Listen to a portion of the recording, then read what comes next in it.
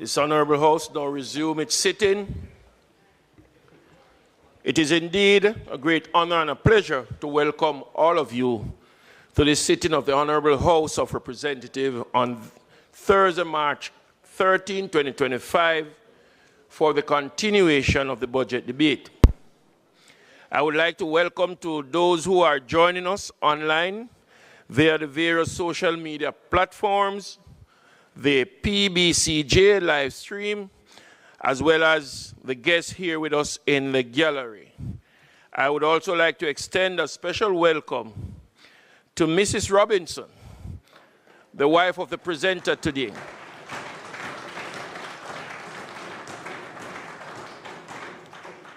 Just for a little housekeeping, we will ask those in the gallery that you can smile as much as you want to, but please, you are not allowed to clap or to cheer.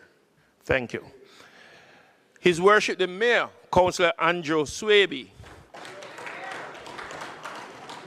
Councillor Jesse Clark, other councillors from the KSAMC, and representative from the constituency of St. Andrew Southeastern. We welcome you all here today.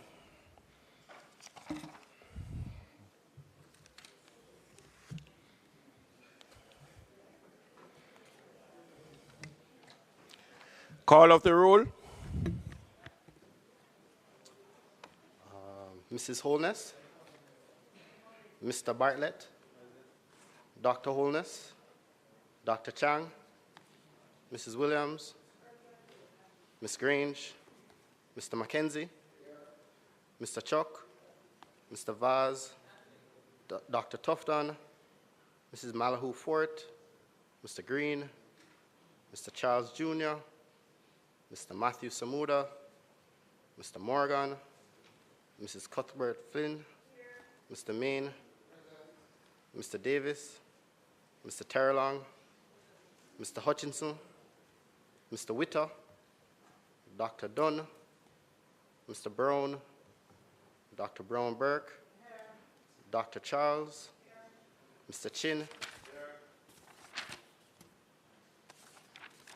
Mr. Cousins, Ms. Crawford, Ms. Daly, Mrs. Dalrymple Philibert, Ms. Davis, Mr. Golding, Mr. Graham, Dr. Guy, Ms. Hamilton, Ms. Hannah, Mr. Enriquez, Mr. Henry, Mr. Hilton, Mr. Jackson, Mr. Lawrence, Ms. Lee, Mr. Miller, Mr. Montague, Ms. Morrison, Mrs. Nita Garvey, Mr. Paulwell, Mr. Phillips, Dr. Phillips, Mr. Robertson, Mr. Robinson, Mr. Carl Samuda, Mr. Shaw, Mr. Sibley's, Mr. Slowly, Mr. Smith, Mrs. Vaz, Mr. Warmington, Dr. Wheatley, Mr. Williams, Mr. Wilson, and Mr. Wright. Here, right. Statement by ministers. Mr. Speaker, I'd like to join you in welcoming members. If it is the will of the members that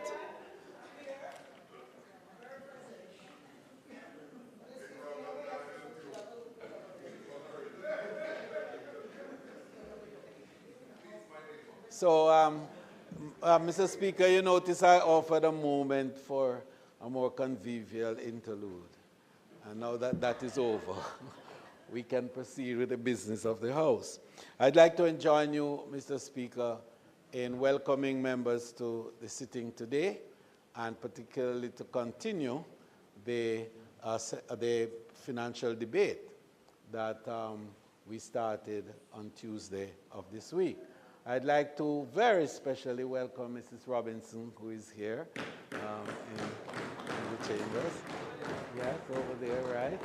And of course, the mayor of Kingston and St. Andrew, as well as the councillors who are here, particularly those from the constituency of Southeastern St. Andrew, a constituency that I have had close connection with in the past, and I've had to do very interesting arrangements with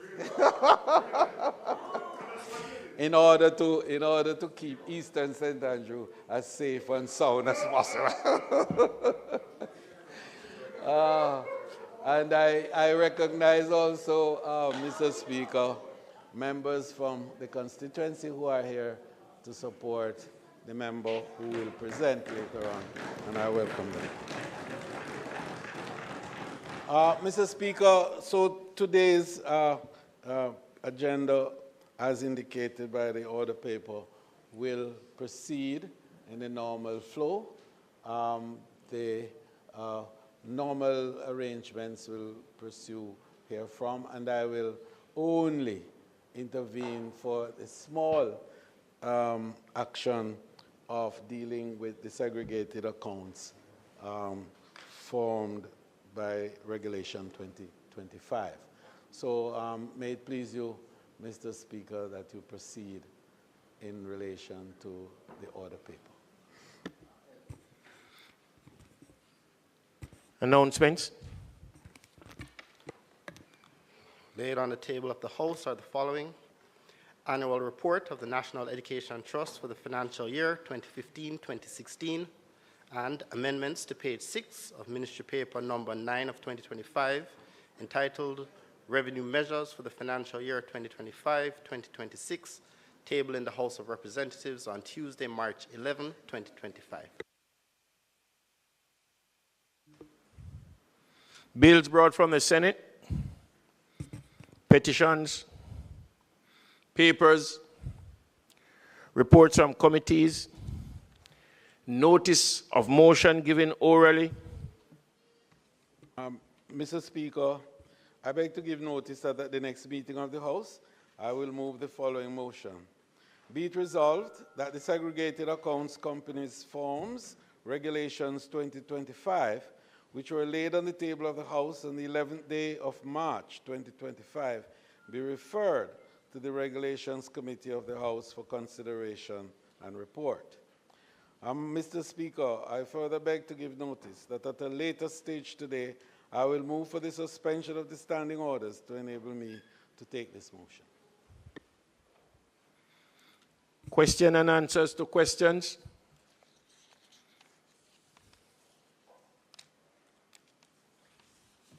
Motion that may be made at the commencement of public business requiring notice. Motion relating to sittings of the House. Motion for leave to introduce bills. Presentation of bills without leave of the House first obtained. Public business. I now move for the suspension of the standing orders to enable me to take the motion, notice of which I gave earlier.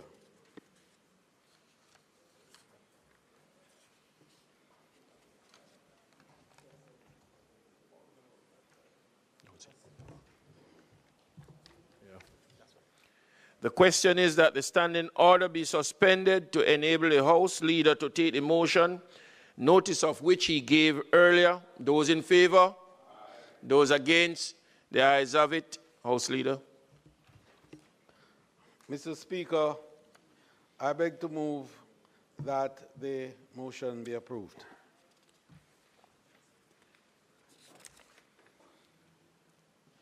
The question is that the notice of which the minister gave earlier be approved. Those in favor? Aye. Those against? The ayes have it. Mr. Speaker, I now beg to move that we continue the financial debate commenced on Tuesday when the Minister of Finance and the Public Service made the excellent presentation that she did.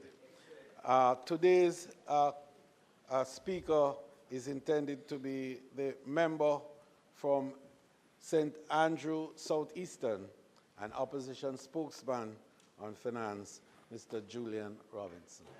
May it please you, Mr.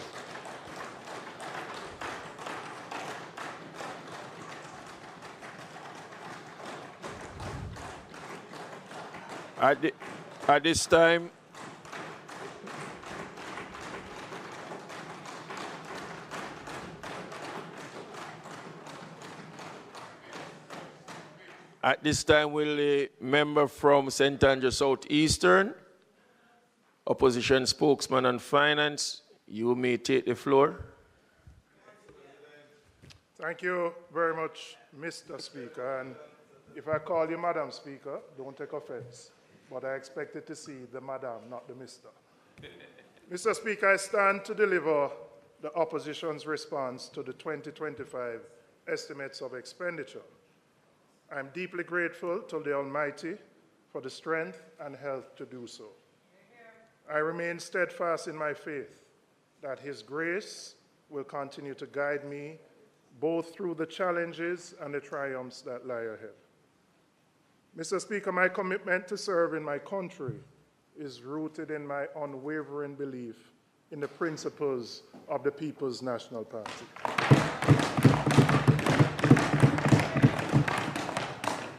It is both an honor and privilege to be entrusted with this responsibility. I extend my gratitude to our party leader and opposition leader, Mark Golding. And I want to thank my colleagues on both sides of the House. Some of them over there give trouble sometimes, but we generally get along very well. And especially to my colleagues beside and behind me, who I know always have my back.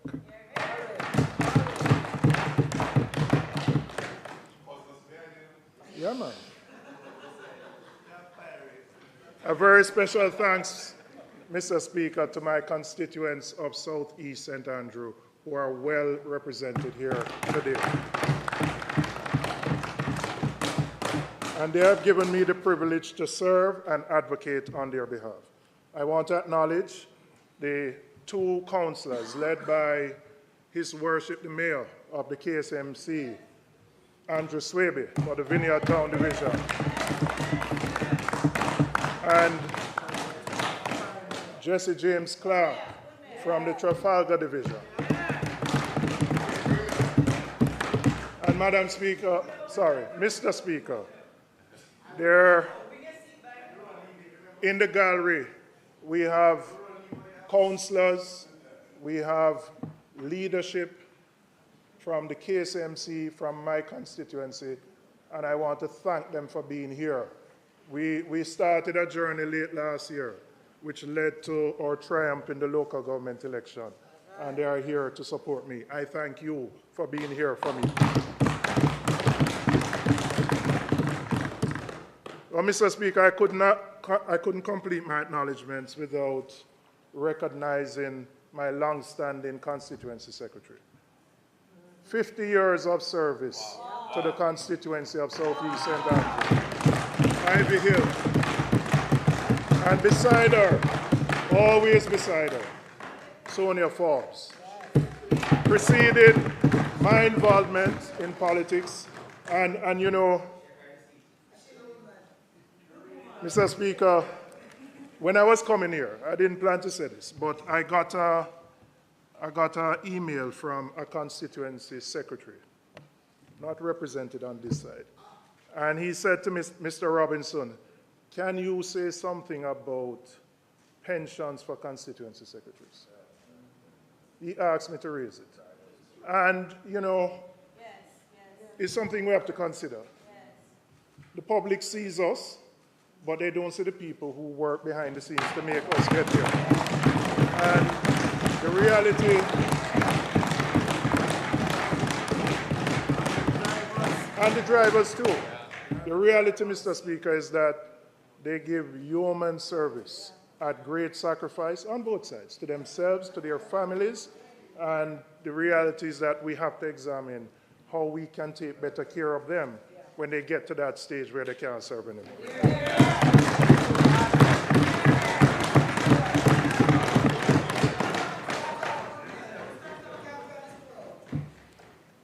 Mr. Speaker, I have to acknowledge my wife, Mariam, for her love and patience and for being here.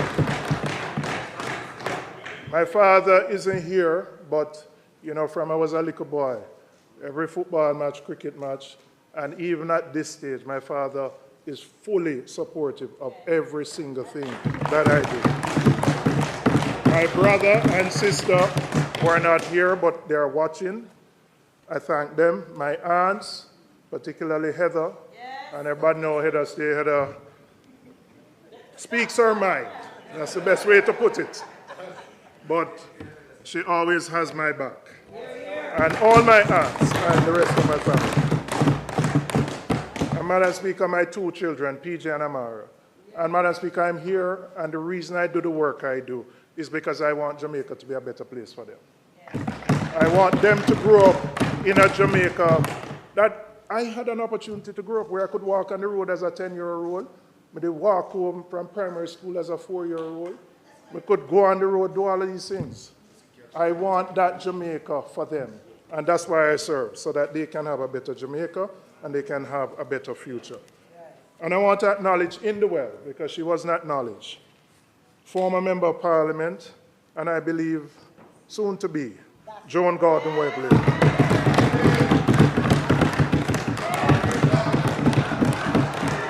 I know you would like to hear that. I know you would like to hear that.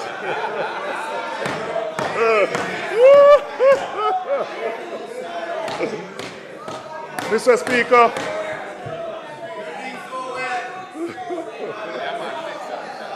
Mr. Speaker, this is my 5th and my final presentation as opposition spokesman.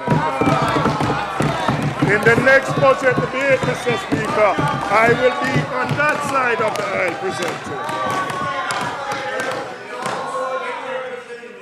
And with Crystal's prayer, it will come true. Why them get agitated, Mr. Speaker? Mr. Speaker, as I've done in my previous administrations, I will demonstrate that the opposition has a firm understanding of the economic challenges facing our nation. More importantly, I'll outline meaningful solutions and establish why the People's National Party is the right choice to lead Jamaica forward.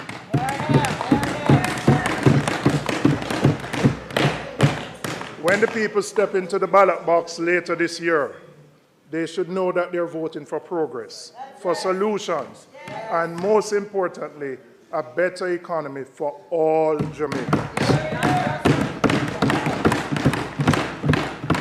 Madam Speaker, Mr. Speaker, before I continue, I want to acknowledge the Minister of Finance, we share a number of borders, and acknowledge her because she's the first female to serve in this capacity and the first female to open and to close a budget debate. So I want to acknowledge the Minister of Finance. And I believe this is a testament to the advances that women continue to make in representational politics. Mr. Speaker, the context in which we are having this debate is one defined by the Holness administration's nearly decade-long tenure and the undeniable fact that 14 of the last 18 years, the Jamaica Labour Party has been in charge of the government. This is the government's 10th budget, the 3rd Minister of Finance. They are in their 2nd innings, and in the 2nd innings, you come into the end of the game. And at the end of the game, we have to assess the scores. And Mr. Speaker, I intend to assess the scores today. Over the past 9 years, we have witnessed a continuation of policies that have done little to lift Jamaica out of the low wage, low tech, low productivity, and ultimately low growth economic model. The fact is, Mr. Speaker, if we continue to tinker around the edges, which is what the government continues to do, our economy will remain stagnant. We're going to be trapped in a low value add, low income system that simply can't deliver a better quality of life for the majority of the Jamaican people. Mr. Speaker, low productivity remains one of our biggest obstacles to growth. And without serious investment in skills training, innovation, modern infrastructure, we will never break from the cycle of mediocrity. Mr. Speaker, Tuesday's budget presentation from the minister was more of that approach that has left Jamaica stuck in low growth but high hardship. We heard no serious coordinated strategy to grow the economy. No aggressive push to improve productivity. Mr. Speaker, what we heard was more tinkering around the edges. Mr. Speaker, the government is out of ideas and out of time.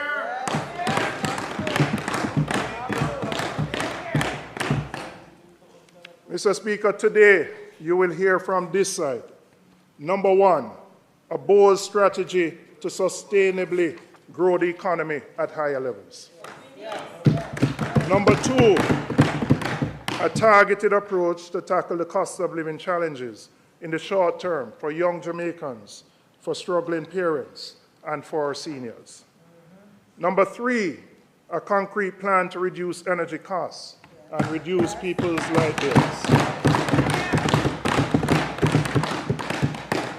Number four, a decisive approach to addressing high interest rates and bank competitiveness. Number five, a comprehensive strategy to empower and expand the MSME sector, looking at access to finance, incentives, and access to government projects. Number six, a responsible approach to negotiating public sector wages that ensures fairness and respect. Number seven, a plan for investing in our nation's creative industries and digital content creation. And number eight, a plan for education, probably the most important thing, right?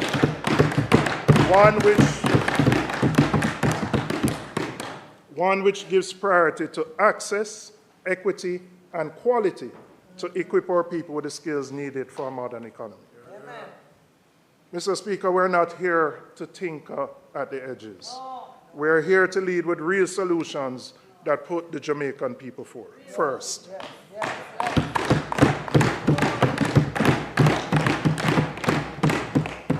So, Speaker, the government boasts of macroeconomic stability while people's quality of life continue to go down.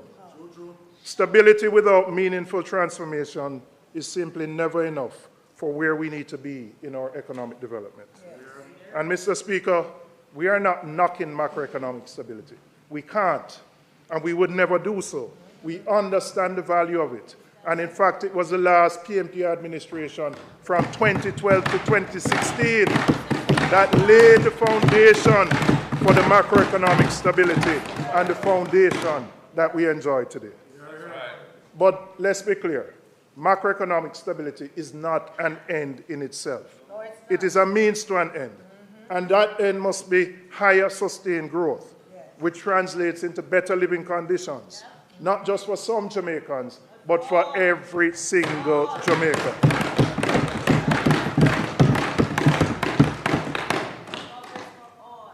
What we have seen with this government is an economy which remains structurally weak, with struggling industries and over-reliant on imports, with no real strategy for industrial expansion, export-driven growth, and the creation of high-value jobs. Mr. Speaker, if we continue with these short-term measures, the people may feel good only for today, but our long-term future will never be secured. It is time to secure our long-term future of higher growth, higher wages, and a better quality society for all Jamaicans.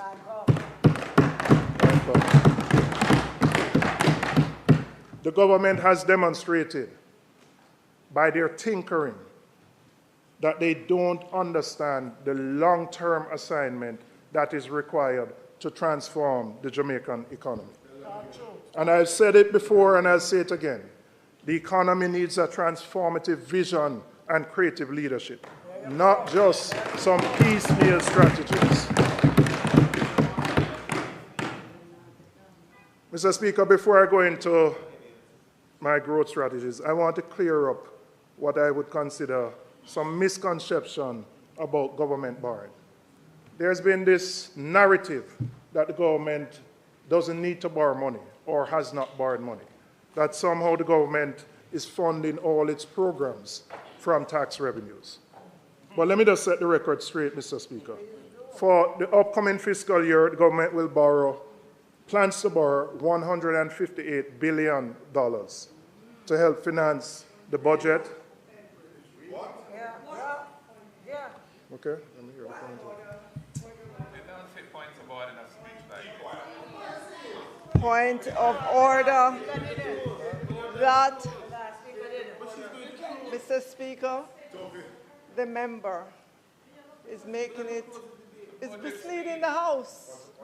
It was in my speech. He is misleading the House. No, let me hear the point. He's misleading the House. Can we just keep a little bit quiet so that we will hear the minister make the point of order, please?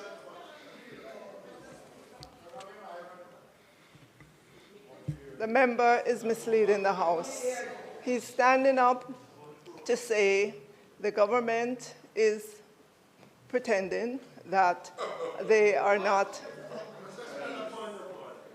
That is a point that, look, I stood up in this House and I told the Parliament and the Jamaican people how much debt is coming due in this coming fiscal year, how much of it we expected to finance, and what was the gap in there that would be provided for with our own resources.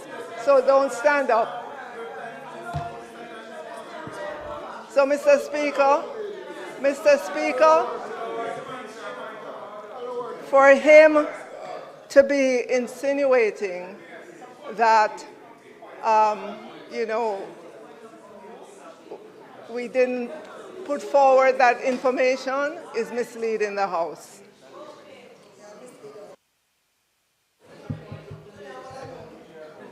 Mr. Speaker, you ever hear the saying, the wicked fleeth where no man pursueth?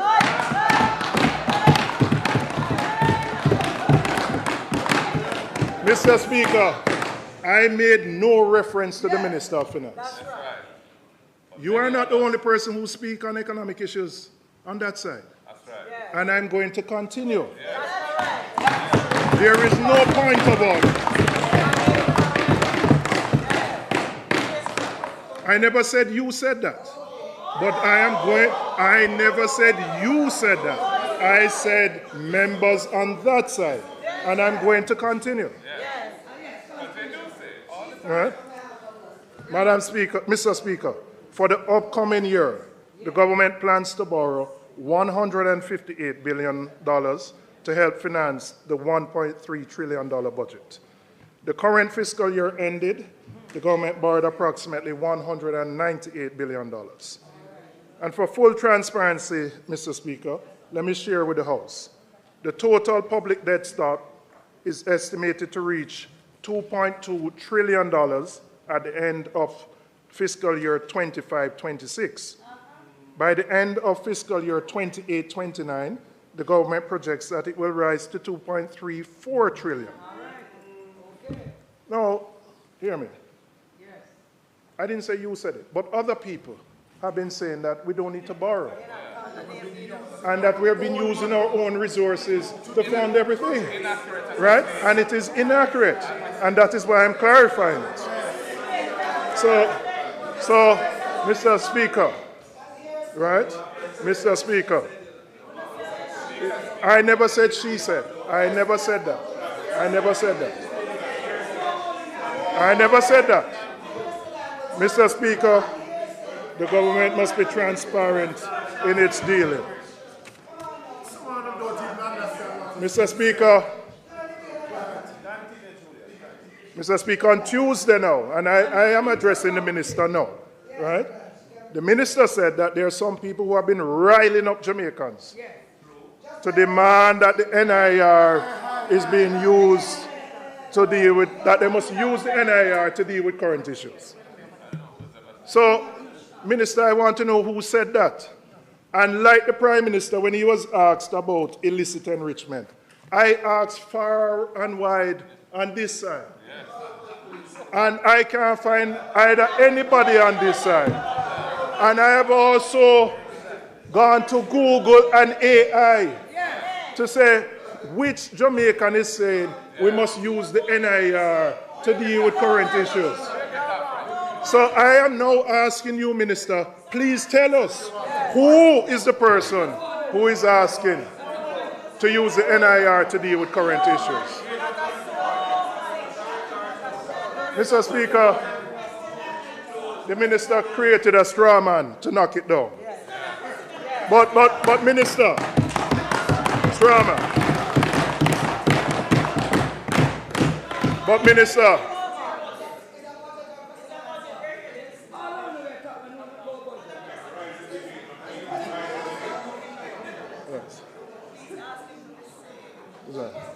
so Mr. Speaker, you know, on my way here from last night, my constituents have been inundating me.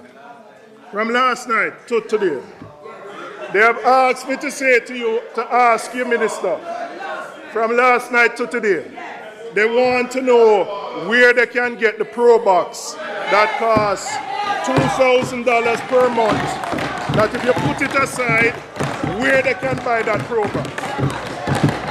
Because they say they want that Pro Box, that when you put aside $2,000 a month for 3 months, you can pay down on that Pro Box. So they've asked me to ask you because they are ready to buy that Pro Box. So I want to ask the minister, please tell me where that Pro Box is.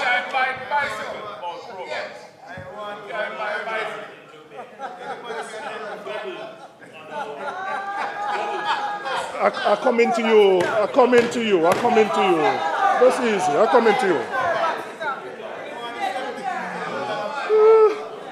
Mr. Speaker, the JLP has gone to great lengths.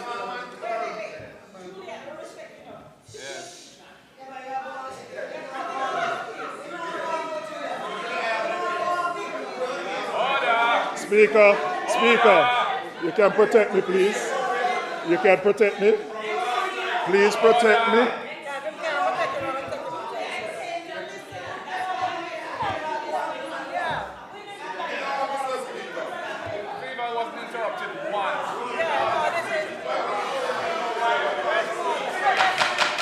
You know, Mr. Speaker, when I invited my wife, you know, I told her that they would be on good behavior, you know. Mr. Speaker, the JLP has gone to great lengths to downplay and deny the PMP's critical role in achieving macroeconomic stability that the country enjoys.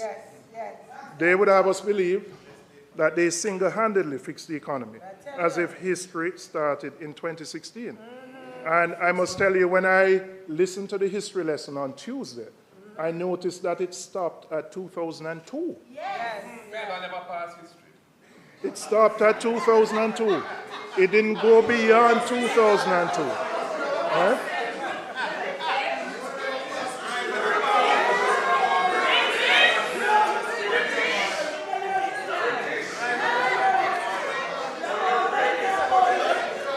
I ask you to protect me. I ask you to protect me. I ask you to protect me.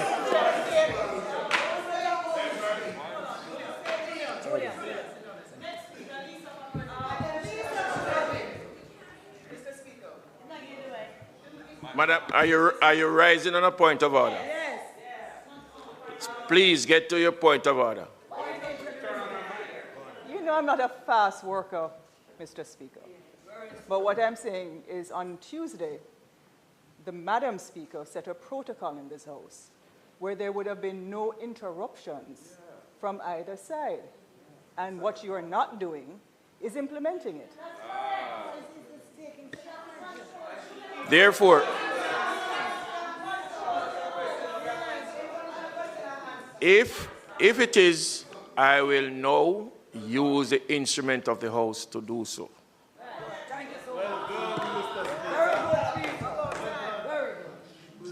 Thank you, Mr. Speaker. Mr. Speaker, I said the history lesson stopped at 2002. It never went any further. But it is my responsibility to remind this House and the country that the economic foundation that the country now enjoys was built by the People's National Party from 2012 to 2016. When we inherited our country's economic fundamentals were in a perilous state at the end of 2011 when the JLP left office.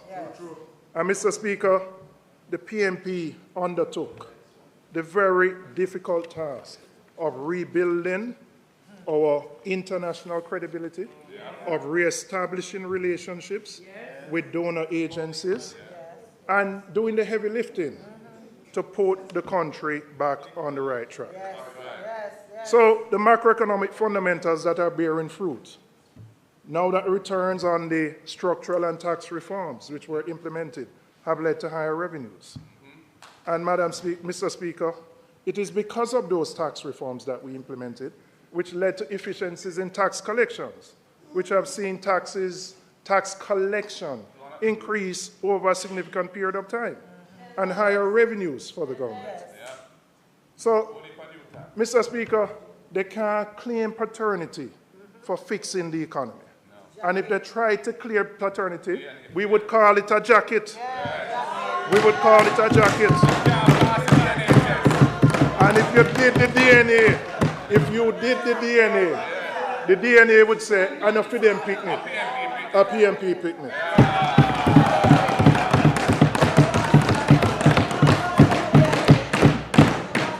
Mr. Speaker, we recall the years where the economy experienced 14 consecutive quarters of negative growth, from 2007 to 10, only to achieve a mere 1.5% in 2011. So I was just surprised that the history lesson didn't go that far on Tuesday. It conveniently stopped. Thank you. The economic situation from 2007 to 2011 could just be described as dire, notwithstanding the fact that we had a global financial crisis. We did. But notwithstanding that, and yes, the government implemented fiscal responsibility framework and they rolled out a JDX program, which the IMF had required us to do. But, Mr. Speaker, even with those, it did not solve the problem.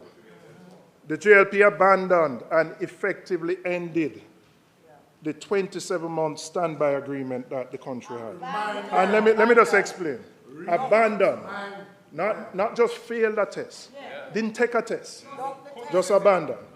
And don't take my word for it. Let me quote Trevor Alain, the then IMF mission chief to Jamaica, who captured the severity of this period in an interview. And I quote, the JLP-led government, did it without consulting us. That's when I knew the program was in trouble.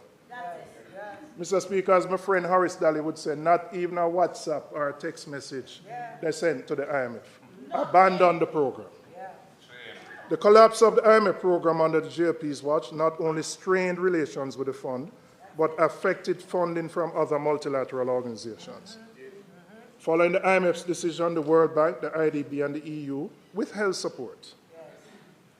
Mr. Speaker, the international financial community had turned its back on Jamaica. By 2012, late 2011, we were on the precipice of economic collapse. We didn't have access to the international financial markets.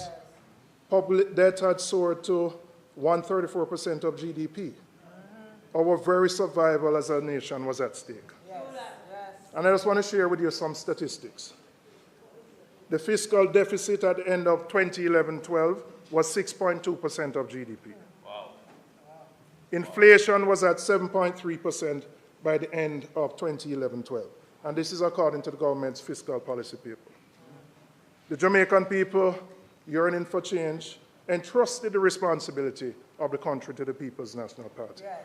And in that period, we managed to negotiate a new IMF agreement with the support of our international allies, which provided a financial lifeline for Jamaica. But make no mistake, it was a painful negotiation. The IMF felt that we had to be taught a lesson because the level of trust had broke down. Dr. Peter Phillips, who could be considered the father of that fiscal transformation, in an article written in the Financial Times, said, "My first few weeks were spent in a dialogue of the deaf. There was a view that it would take a complete collapse to force Jamaica to change. My job was to convince the IMF that we were serious this time, but there was a big trust deficit. We were making no progress on our own in negotiating a deal with the IMF. The JLP had left a bitter taste in their mouth." The Financial Times published an article quoting an IMF insider, and this is what the IMF insider said when there were meetings with the IMF staff team and the Jamaican delegation. He said, "Has Jamaica crashed yet?" That is where we were at the end of 2011. It was Portia Simpson Miller who used her international financial capital, political capital, to get our friends in the Black Caucus in Congress to lobby the IMF so that we could renegotiate an agreement.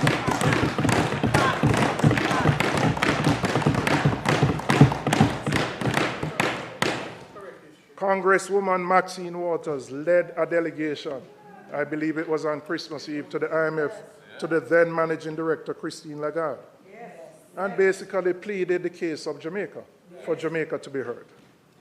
And, Mr. Speaker, we had to undertake very difficult reforms. Some of those measures were painful. They involved raising taxes because we had to run a large fiscal surplus.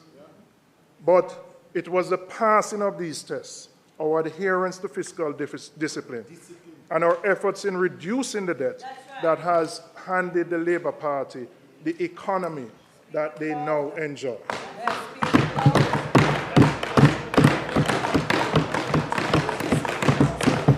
So, Mr. Speaker, when I listened to the history lesson on Tuesday, I wondered why the history lesson didn't go all the way up there.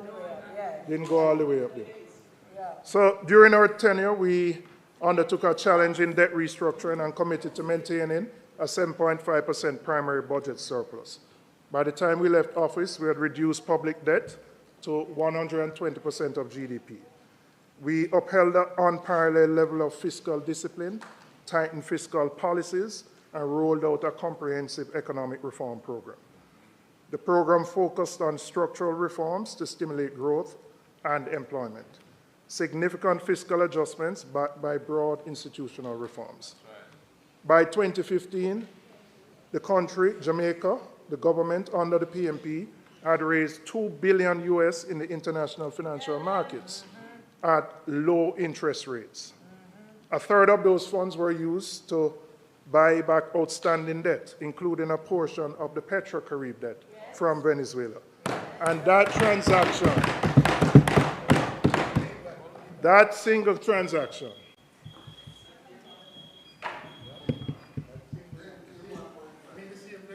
Mr. Speaker, the member's time for speaking having expired, I beg to move that he be allowed to complete his presentation. May it please you, Mr. Speaker. The request for desired time to be extended is on the floor. Those in favor? Aye. Those against, the ayes have it. You may continue.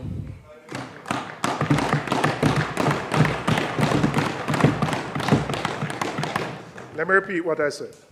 In July 2015, the government, led by Portia Simpson Miller and Peter Phillips as Minister of Finance, raised $2 billion on the international capital markets at low interest rates.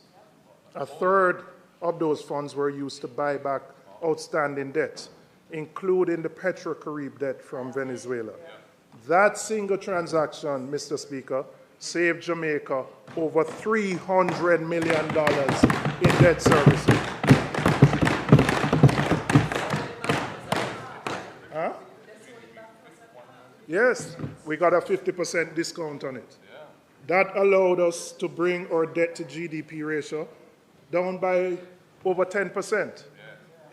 But, Mr. Speaker, when we were doing that on that side, they were criticizing us. They were saying we shouldn't do it. They were saying we shouldn't reach out to our allies in the US for support. They felt the deal was wrong. You can look on it, it's there. That's you. It's there, it's there.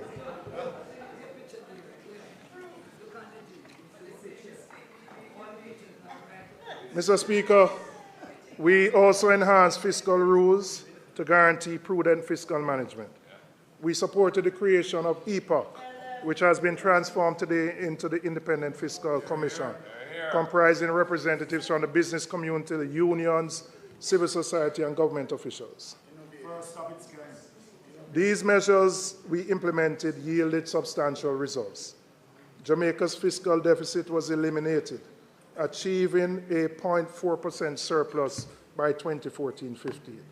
The public sector surplus rose to 1.4% of GDP. In 2015, inflation had dropped to 3.7% and was the lowest in nearly 5 decades.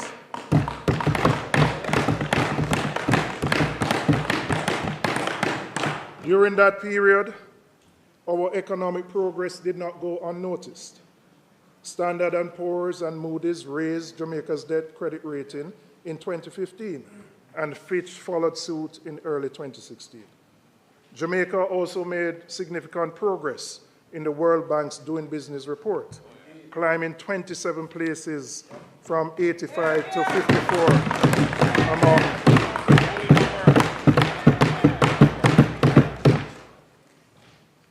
Mr. Speaker, the work done by the PMP administration did not go unnoticed. The IMF's then managing director, Christine Lagarde, and I quote what she said, "I want to pay tribute to Minister Phillips and his colleagues for what has been a clear change of course, making the hard choices and successfully completing 4 reviews." Right?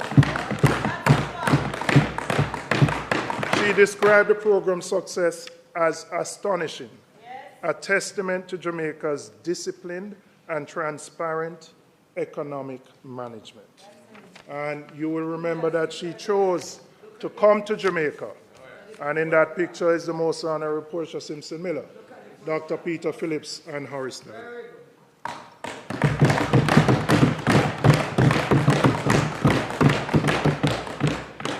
Mr. Speaker, it was our commitment to macro-fiscal stability and prudent fiscal management that rescued the economy. The structural and fiscal reforms we implemented laid the groundwork for the positive macro stability we now enjoy. We birthed the economic stability that the JLP's botched attempt at it in 2019. We are committed to that macro-fiscal stability in 2025, and we will ensure that we entrench it so that no government can play with something that is as important as this. So that this forms the basis, the foundation for high and sustained economic growth. Mr. Speaker, to be honest, we never planned to go through this. But when I heard the history lesson on Tuesday from the minister, I said we have to set the record straight. You can't, if you're going to give a history lesson, then be fulsome with the history lesson. I am not going to stand up here and pretend that every time we have been at the wicket has been great. None of us can. You can't, we can't. But if we're going to give the history lesson, give it fully and completely. Not partially.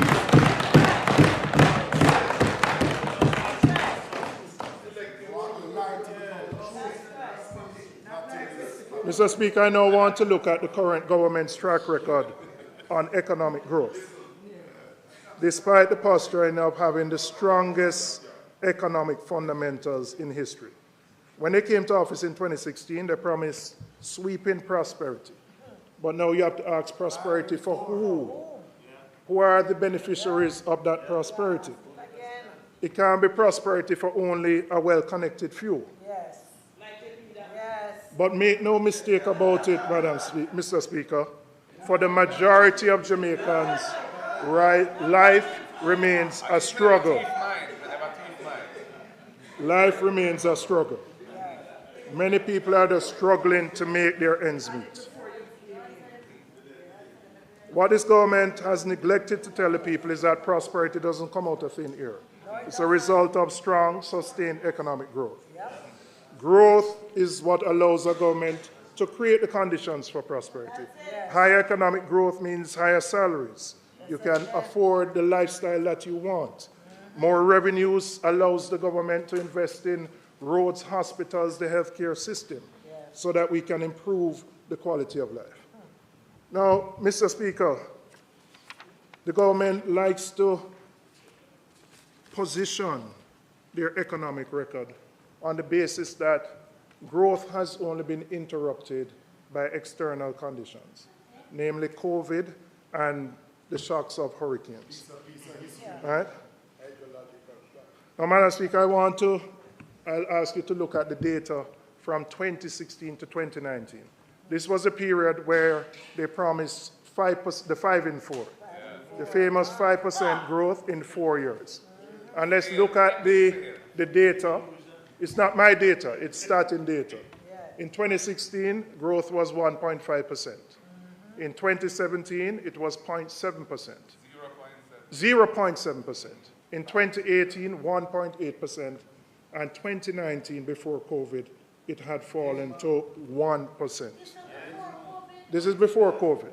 So if you average the 4 years, you're talking about growth of about 1.2%, less than 2% growth. And they had actually promised 5 in 4 growth. Now let's look at what happened during the COVID pandemic. We had a very steep fall of about a 10% fall. And quite frankly, we had a very strong recovery. We had what I would consider a V-shaped recovery.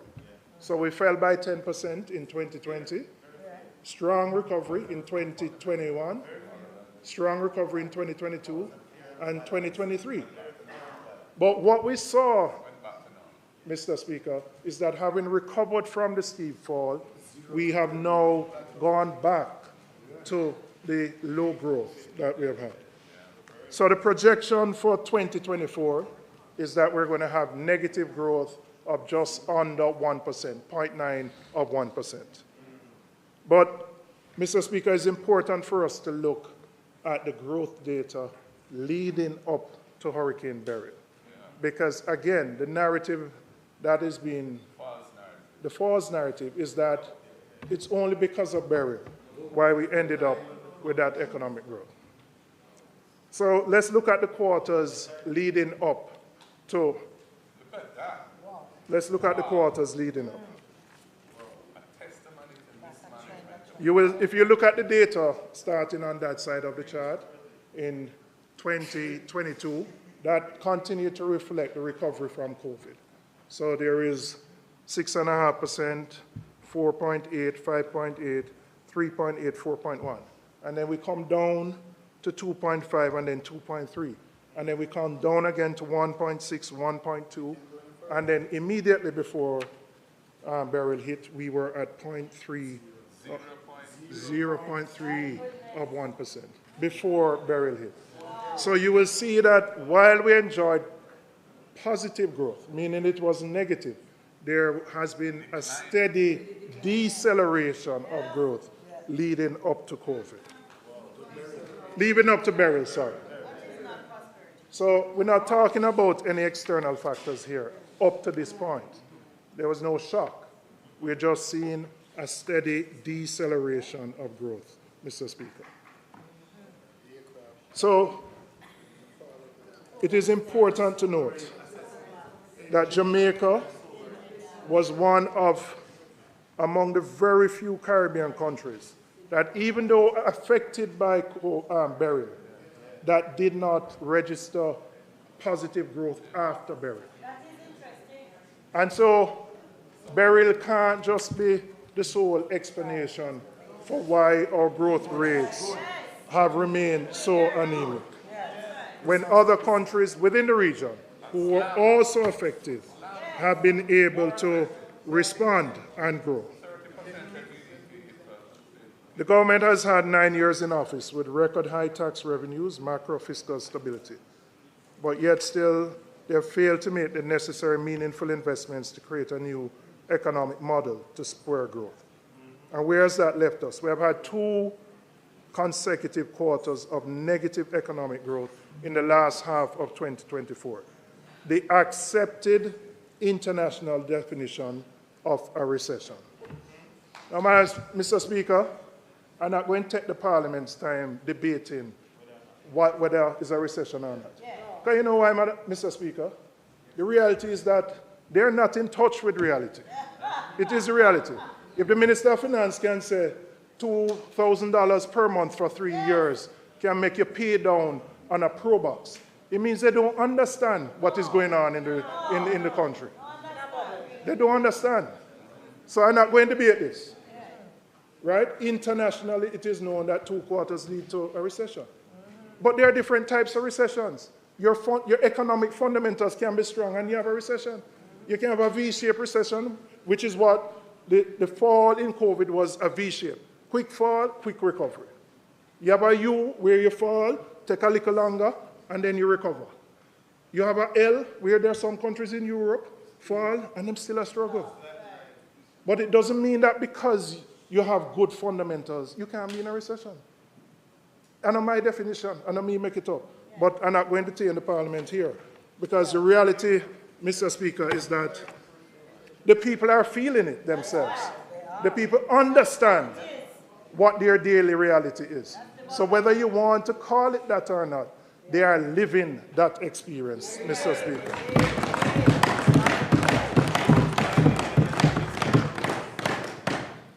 Mr. Speaker, in November last year, the government unveiled what they call the Pivot to Growth Initiative under the slogan Aspire, a 6-pillar strategy that they claim will usher Jamaica into a new era of economic transformation. I would say it is 5 in 4 repackaged and rebranded. Remember, with 5 in 4, we had the big song and dance, we had the Economic Growth Council, but we just never got growth. The average growth was less than 2%, 1.25%. So we look forward. Well, when I say we look forward, I don't know that Aspire is going to be implemented, because I believe Aspire is going to expire before the time comes.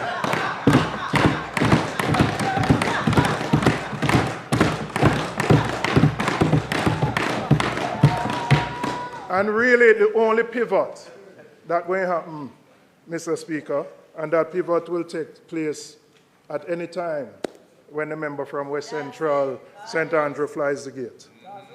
The only pivot that will take place is that we will pivot from here and we will go over there.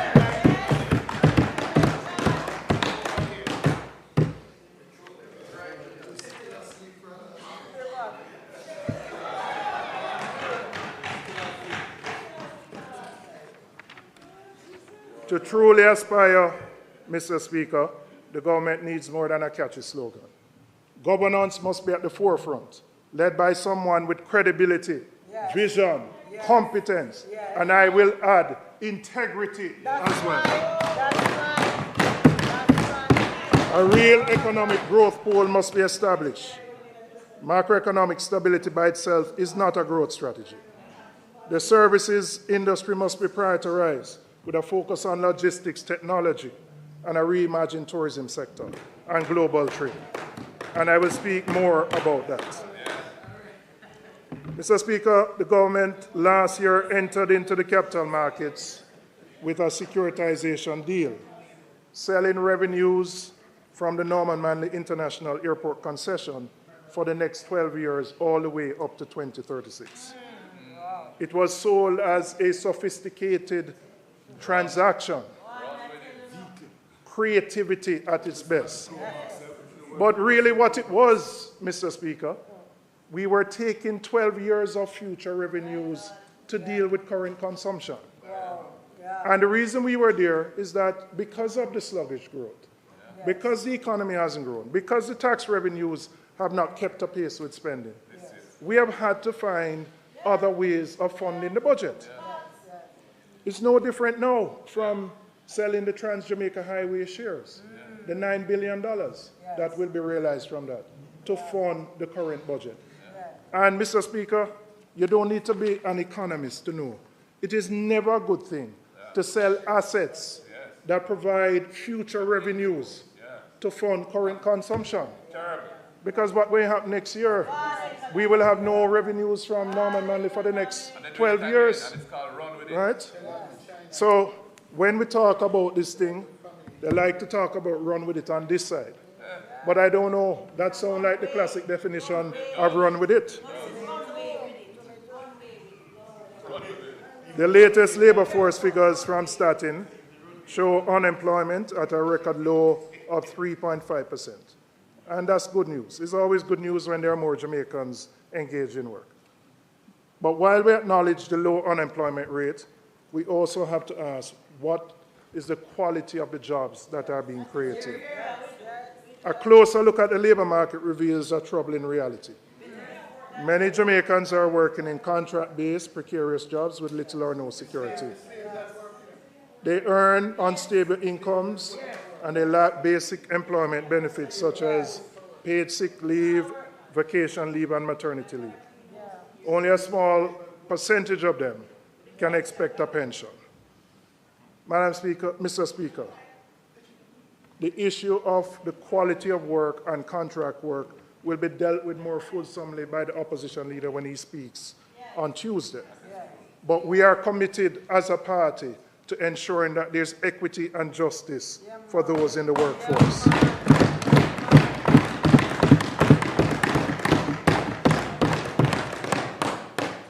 Another critical insight from the Statin data is a large number of Jamaicans who remain outside the formal labor force, either unable to find work, uninterested in looking, or unable to participate for a variety of reasons. As of October 2024, 687,500 Jamaicans were classified as outside the labor force. That's almost 700,000. And those outside the labor force are classified from 14 and above, I believe, up to 70. Of that number, 108,900 were young people who were not working, not in school, or not in any training program. And really, huh? No, I said 14 to 70 is what Statin uses to classify outside the workforce. Of that number, 108,000 are young people who are not working, not in school, and not in any training program. Mr. Speaker, this is really a consequence of an economy that has failed to grow and provide the type of jobs for the majority of the Jamaican people. And a low unemployment rate really can't be celebrating when many workers are trapped in low-paying, insecure jobs, where half of the population is struggling to afford food, where tens of thousands of young people are disengaged from work and education. So while a low unemployment rate is always good, we must do more to address the crisis of low wages, job insecurity, and economic inequality.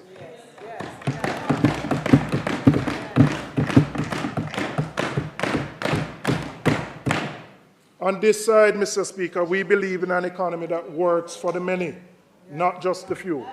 It is time to uplift workers, create real opportunities for Jamaicans, and we are committed to doing it on this side of the aisle. Mr. Speaker, there is a great disconnect between the data that more Jamaicans are employed and the stark reality of the hardships that many of them face. In January of this year, a new report by the United Nations Food and Agricultural Organization found that between 2021 and 2023, a staggering 55.1% of Jamaicans experience moderate or severe food insecurity. Not my data, Mr. Speaker. FAO did their own study. 55%, Mr. Speaker. Hungry belly prosperity. Let that sink in. More than half of the population struggles to afford nutritious and balanced meals. Many Jamaicans are underfed and living in financial distress, despite being employed. So yes, more Jamaicans may be working than before, but what they are earning is simply not enough to make ends meet. Now, what is even more alarming, Mr. Speaker, is that when you look at the FAO data for the Caribbean, only Haiti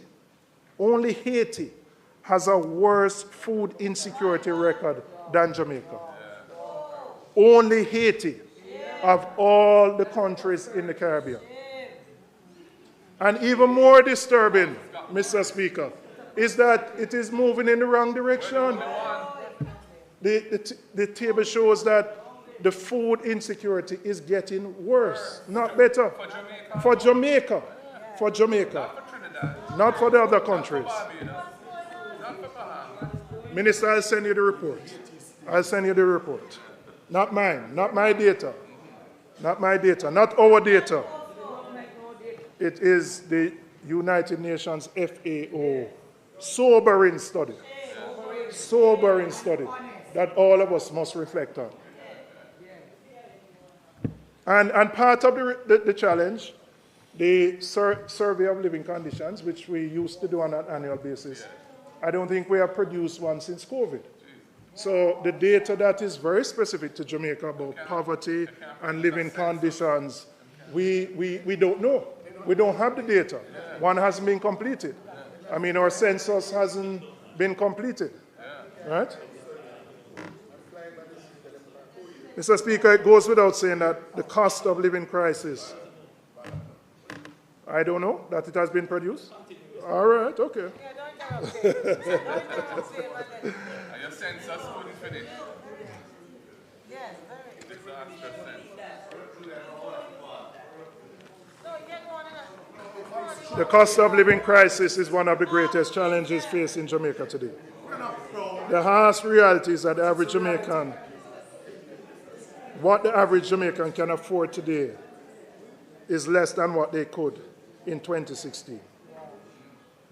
And notwithstanding the challenges in the global economy, it is a fact that the failure to grow the economy has put us in a position where many Jamaicans are simply struggling and living hand to mouth. Yes. It's not just food and household goods that have become more difficult to afford. Electricity bills, water bills, all of them have become more difficult.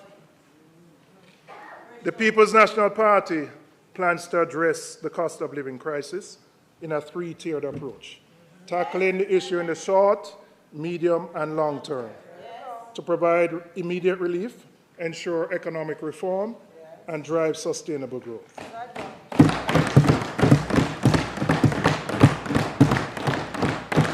In the short term, to address the cost of living crisis, we are proposing targeted policies that will cater to different demographics. One, the young people, secondly, parents with children, and then the elderly. Mr. Speaker, we're going to, first commitment we're doing, we're going to extend the post-graduation moratorium for students who borrow money from the Student Loan Bureau. Yes. And the reason we're going to do that, many of those who graduate need more time to settle themselves in the workforce. Yes. Giving them an additional 6 months will allow them that time to get the kind of job, and to be able to start the repayment. So that's the first commitment, Mr. Speaker. We're going to extend that moratorium by 6 months. The second commitment, Mr. Speaker, is that we are going to introduce a structured system that will allow borrowers to renegotiate their payments based on their level of income. The opposition leader has spoken to that already. And And I'm going to explain why this is important. So, and I'm going to use some round figures. Let's say you borrowed $5 million and your repayment is $30,000 a month. But you haven't gotten the kind of job that allows you to pay the $30,000 a month. But you're paying $20,000 every month, right? And the reality is that if you look at the unemployment data, it doesn't say this, but we have a large percentage of what you call underemployment. People who are in jobs below their experience and qualifications. The challenge with the system right now is that even though you're paying the $20,000 that you can afford every month, you are considered delinquent and in default. And you're still paying the $20,000. And with the advent of the credit reporting systems, it means that those students are now confined to bad credit scores. So if they want to buy a car or if they want to buy a house, they have a very bad credit score. We are going to reform the Student Loan Bureau so that we can do away with that categorization of delinquency and being in default. So that not on an ad hoc basis, we will formalize it. You have to show your pay slip. You can't just come in and say, I can't pay the $30,000. You have to demonstrate what your income levels are. And once you maintain that and you're paying whether it's 20, you won't be considered in default so that your credit score won't be affected and it won't impact your ability to deal with.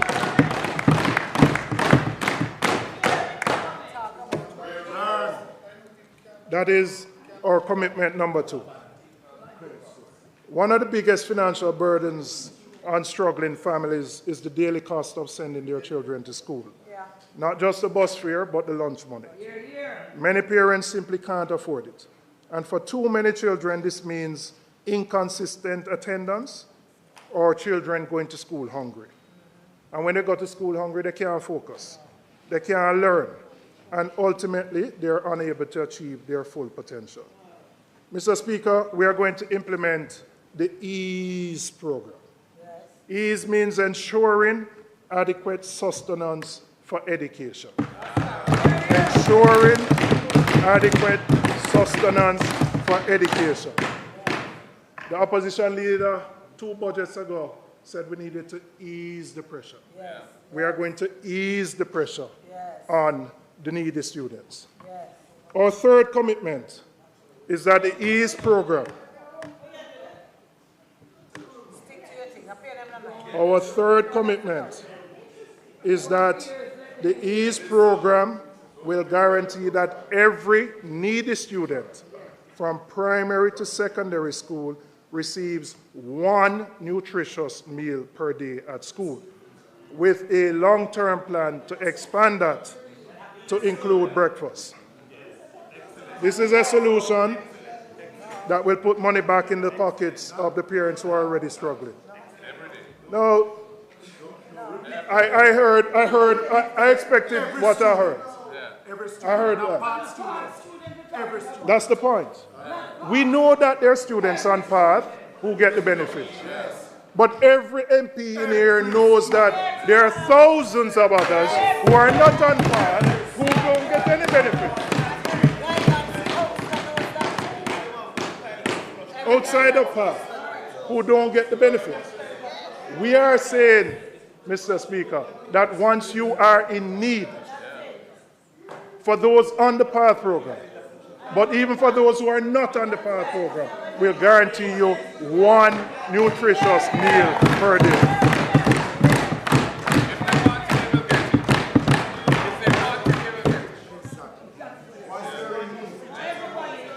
No, Mr. Speaker, we're going to phase in the EASE program, ensuring an efficient rollout that maximizes the impact while maintaining fiscal responsibility. The opposition leader will address the transportation plan in his presentation. But let me say this, if you can't afford the lunch money, more than likely you can't afford the bus fare either. And too often, many of us in our own constituencies, we will see children at home on a school day. And when you ask a parent why them can't go, and them just say, boy, I don't have the money to send the picnic to school. That is the reality of too many of our children. So our commitment is to ensure that every needy student, those on path, but those who are not, get one meal per day. I now want to move to how we plan to help those senior citizens, those who are 65 and over. Mr. Speaker, we're going to introduce for our elders or senior citizens who are retired a flat rate for their National Water Commission water bills. A flat rate.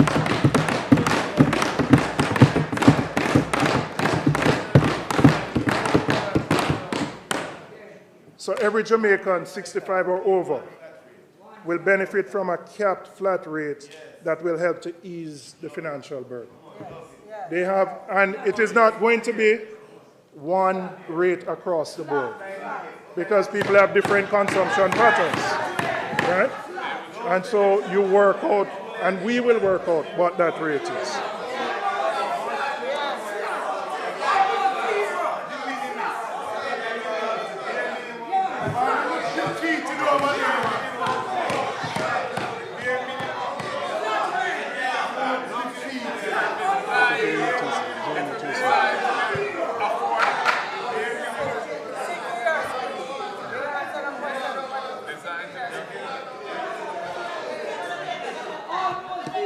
Members,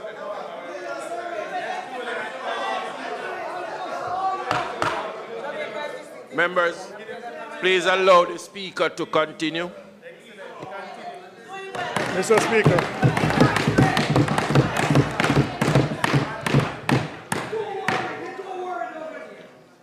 Mr. Speaker, I now want to turn my attention to the state of the Jamaica Urban Transit Company, because it exemplifies a much bigger issue, which is the failure of the government to invest in essential services that directly impacts people's lives and their cost of living. Public transportation is a necessity for thousands of Jamaicans. It determines whether children get to school on time, whether workers arrive at their jobs without stress, whether families have a few extra dollars in their pocket at the end of the day. Yet JUTC has been systematically run down by this administration.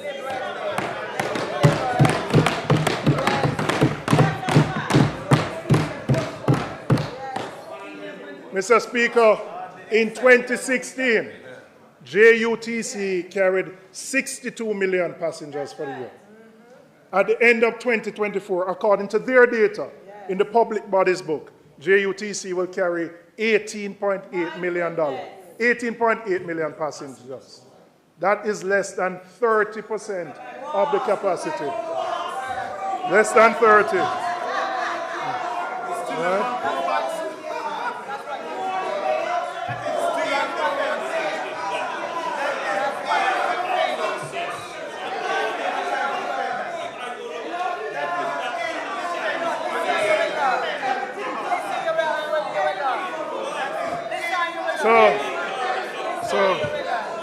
So, Mr. Speaker.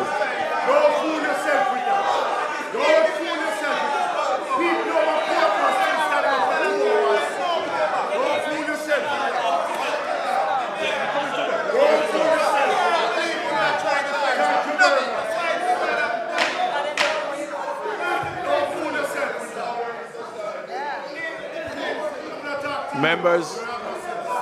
Members, will you allow the speaker to continue, please?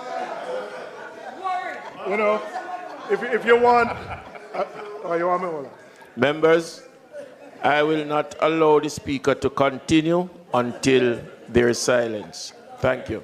You may continue, sir. Well, I never know them would I get so excited, right? Mr. Speaker, I heard Sotavoce, a comment, so what? I'm going to tell you so what, right? I'm going to tell you why this matters. I'm going to tell you why it matters to Yvonne and her two grandchildren. Because when she comes to Spanish Town at 5 o'clock in the morning, she wait 1 hour on the JUTC bus. she can't get the JUTC bus with her 2 children. She have to go and jump in the coaster and pay $250 to go to school. And the money that she was going to give the 2 children for them lunch money, she have to spend on JUTC. And it take them and her 3 hours to get to school. So you impact her cost of living. You impact productivity in the country. And you impact the quality of life. So you can't say so what? You can't say so what? And you know why you can't say so what? Because the people who use JUTC are the most marginalized in our society from the lowest socioeconomic groupings. So when you allow JUTC to run down like that, when you allow it to run down like that, right, where you're operating at 30% of the capacity, but with 30% of the capacity. So when you ordered the 100 buses last year, it's about 10 press release, Missy. Missy press release when it ordered. Missy press release when it come. Missy press release 5 days before it come. Big song and dance. It has taken 8 years to add 100 buses. And you have another 100 buses. And you're operating at 30% of the capacity. But you know what is worse? The wage bill still running at the same rate as if you're at 100%. The spare parts bill running at the same. More. The fuel bill is running at the same it has been. Mismanagement and corruption. So, Mickey will go have to deal with JUTC when him come. Because it have to clean up. Because we're running at 30% of the capacity. But we're spending more money on JUTC. So what? So what mean people have to pay more to reach school? So what mean people have to take 3 hours for each where them go? And so what mean you are impacting negatively productivity and quality of life? Mismanagement and corruption. You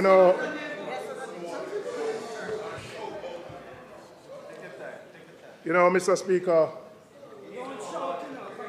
when I was here on Tuesday, and I was listening to the Minister of Finance's presentation, and every sector has to lobby for what they want. But when I heard the relief that was being offered to the new car dealers, I asked myself, if I thought about the top 5 priorities that are affecting the country, whether it be crime, whether it be education, healthcare, improving public transportation, I wondered which one that would solve.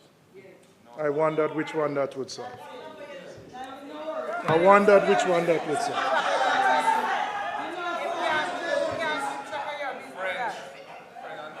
Mr. Speaker, I want to go to public sector and public sector negotiations. Mr. Speaker, I sympathize with every public sector group that has to endure the government's approach to wage negotiations. The way the administration has handled the review has led to protest, frustration, and public outcry. There was problem with teachers over graduate pay and retirement age. We have seen groups of doctors, junior doctors, consultants who have had to take industrial action in recent time in defense of the items they have agreed on. We have seen agitation from other groups, UTEC staff, as well as firefighters and correctional officers. At the heart of the problem, Mr. Speaker, is the government's tendency to sign an agreement with public sector workers only to ignore or to change the terms of the agreement. And then when that is done, and there may be good reasons why it is done, but if it is done, you need to come back to the table in an open and transparent manner and indicate to the persons why it is done.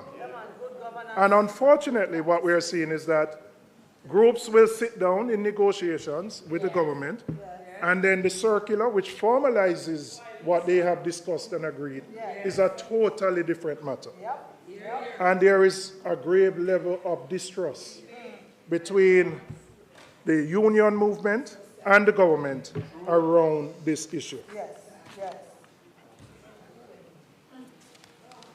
An issue which is important and coming up relates to the increments that have been agreed between the government and the trade unions. And so I want to ask the Minister of Finance whether the budget provides for the payment of those increments, plus the wage claims that the government has received from the union movement. It is important to know so that unions who are expecting that those payments are going to be made at the beginning of the new financial year will know whether that will be done. When we were last in government, Mr. Speaker, we established the Public Sector Monitoring Committee, a critical platform that brought unions to the table, ensuring consultation, transparency, and trust in decision-making. What has become of that committee? We are committing, Mr. Speaker, to restoring that committee because we believe in dialogue, we believe in respect, and we believe in fairness. And as Michael Manley so powerfully put it, we have to restore the voice at the workplace.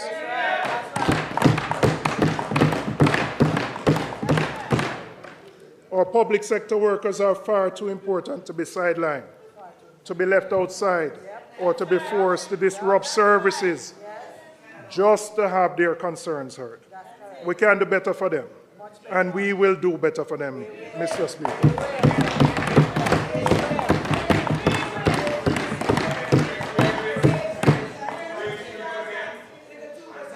Mr. Speaker,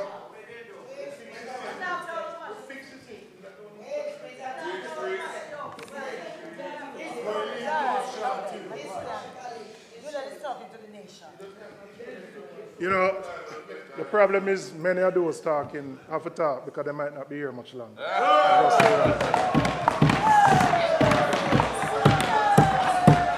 Mr. Speaker, we currently have a high interest rate environment in the financial environment, and we understand why. The central bank had to increase interest rates to deal with the issue of inflation. And we had a period where inflation was high and the central bank had to increase their rates. However, the Bank of Jamaica's key policy rate, which influences the interest rates charged by commercial banks, has been on a downward trend. Since August 2024, the central bank has lowered this rate by a total of 100 basis points, bringing it down to 6%. However, despite this clear signal from the central bank, we have seen virtually no movement from the commercial banks in reducing lending rates. This highlights a very serious problem with the monetary transmission mechanism. Mr. Speaker, we have heard calls from ministers on that side, from private sector groups, from us, that there needs to be a reduction in the bank's interest rates. But, Mr. Speaker, we have a three-pronged strategy to deal with this. And at the core of this approach is to improve competition in the banking sector. Right?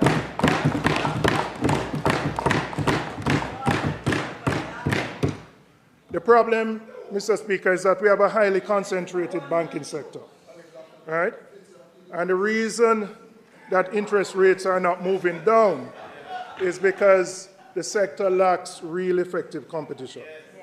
And I know the central bank is working on measures to deal with it. They are going to implement what they call the eKYC system, which will allow people to move and establish bank accounts easier. But that is not enough, and that's not going to be sufficient. The one leverage that the government has, the ministries, agencies, and departments of the government hold about 10% of the total deposits in the entire banking sector. And our commitment, Mr. Speaker, is to introduce competition for those deposits, because the majority of the deposits now go to the two big banks.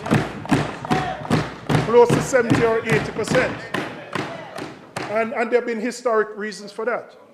But we are going to introduce competition for those deposits, an auction system, so that the smaller banks can get some of those deposits. What will that do? And let me say, you have different types of deposits. You have the current demand deposits, where they need that to deal with current expenses. But you have longer term deposits. And we're going to auction those so that all the banks, the 11 deposit-taking institutions, can compete for the government deposits. That is our commitment, number 6.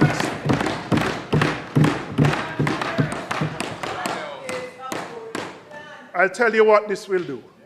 It will increase competition because smaller banks will have access to more low-cost funds, allowing them to expand their lending activities and compete more aggressively. I'll tell you, I spoke to the head of one 2 weeks ago, and he said if he had access to more of those deposits, he could bring down his lending rates. He could bring down his mortgage rates. And so you wonder why I'm talking about this. If we're going to drive economic growth, we have to deal with one of the biggest hindrances, which is the cost of capital and access to capital. And so the reality is, government as the largest player in the market has some leverage. So use that leverage to improve competition in the market so that we can bring rates down. And if you have more competition for deposits, the banks will have a greater incentive to pass on lower rates to borrowers, ensuring that the cuts from the central bank actually benefit the people. Now, Mr. Speaker, we're not going to stop there. We have to go further. When the asset tax was introduced, it was introduced when we were on that side, during the 2012 to 2016 period. And it was introduced because as part of the IMF stipulations, we had to run a high primary surplus of 7.5%. And so the asset tax was introduced. Even though it was intended to be a short-term measure to plug the gap, the asset tax has remained. And it has been a sore point for the banks. Mr. Speaker, I'm making a commitment here, backed by the opposition leader who will soon be on that side. We will phase out the asset tax over a 5-year period. 5-year period. 5-year period. 5-year period. We will assess it. I hear the laughing. I hear the laughing. I hear the laughing. They have kept it for 9 years and done nothing. They have kept it for 9 years and done nothing. And you have kept it for 9 years and done nothing. We're going to phase it out because we have to assess the impact on the government's revenues. But it is a commitment that we're going to do because we have to be responsible. It's easy to get up and say you're going to do everything one time. But you're going to have to determine where you're going to get the revenues to back it up. And so our commitment is to phase it out over a period of time so you don't have the damage to your fiscal accounts by doing so. And that is our next commitment number 7. 9 years to reverse. I don't know anything. But Mr. Speaker, we're going to go further. By phasing out the asset tax, we are going to sit down with the banks and we're going to have a discussion about some of those fees. What we have seen over time with bank fees is that what banks earn from fees versus their loan income, bank fees keep growing. In some cases, up to 40–50% of total income. So we're going to have to sit down and say, if we're going to phase out the asset tax, which you've been calling for, you're going to have to look at those fees that you charge customers. Those fees which, when you go to an ATM, there are a whole host of fees. So we are saying we will phase out the asset tax, but we are going to have a discussion about bringing those fees down so that we can deal with the cost to customers of those services. And the final commitment, and I want the member from South St. Catherine to hear me.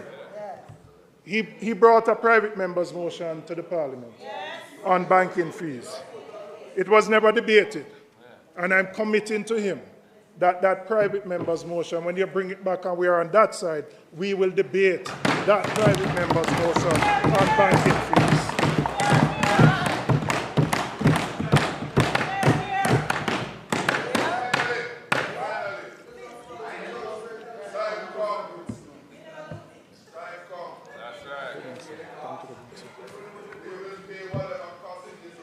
Mr. Speaker,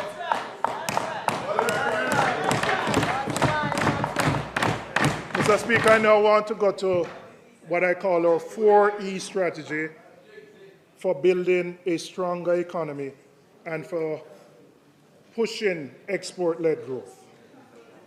And, Mr. Speaker, the reality is that while our debt to GDP ratio continues to move in the right direction, that by itself is not going to be enough to generate the economic growth and to lift the living standards that all Jamaicans need. And the 4 E's are energy, efficiency, the emerging economies, and education. And, Mr. Speaker, we have to change how we view growth. To advance, Jamaica must pursue a future where value-added exports play a larger role. We'll never become wealthy by selling just to the 3 million people. And so we have to look beyond our shores to create export-led growth.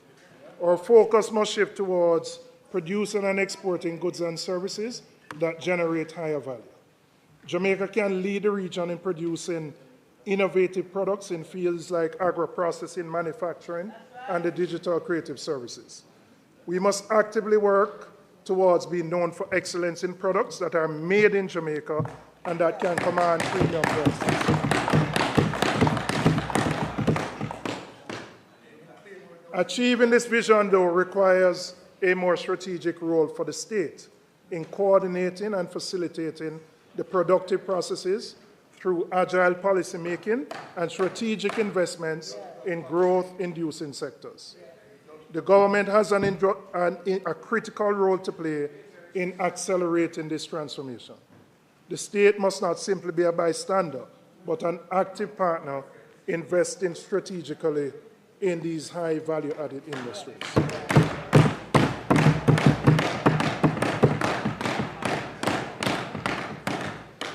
Mr. Speaker, the cost of energy is a major component in the productive process of all countries. Exorbitant energy costs make it exceptionally difficult for firms to be truly competitive on the global market. And for too long, Jamaica's high energy costs have been a major barrier to economic growth, making it difficult for manufacturers or agro-processors and other emerging industries to compete internationally. The cost of electricity is more than 40 cents per kilowatt hour, which is among the highest in the world. US 40 cents per kilowatt hour. When you left it, member for East Kingston and Port Royal, it was about 26 cents per kilowatt hour. We cannot accept that this status quo, where high electricity costs drain businesses, stifle innovation, and make Jamaican products and services uncompetitive in the global market. We need lower energy costs to allow businesses to expand, to create higher paying jobs, and to produce goods that can stand on the world stage. I'm going to outline how we plan to democratize electricity in Jamaica so it is more affordable. Now, before I start, I have to make a point. You know, there are times when we examine the impact of corruption, we tend to look at it based on monies that have been missed. We look on the cronyism, we look on the nepotism. But there are few times that we really examine the impact of corruption on institutions, on ministries, agencies, and departments, and their ability to fulfill their mandate.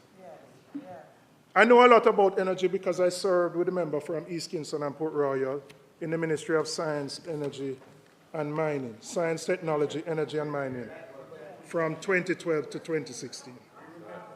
And, Mr. Speaker, what we have seen, it has taken this government 8 years 8 years to issue a request for proposal to add renewable energy to the grid.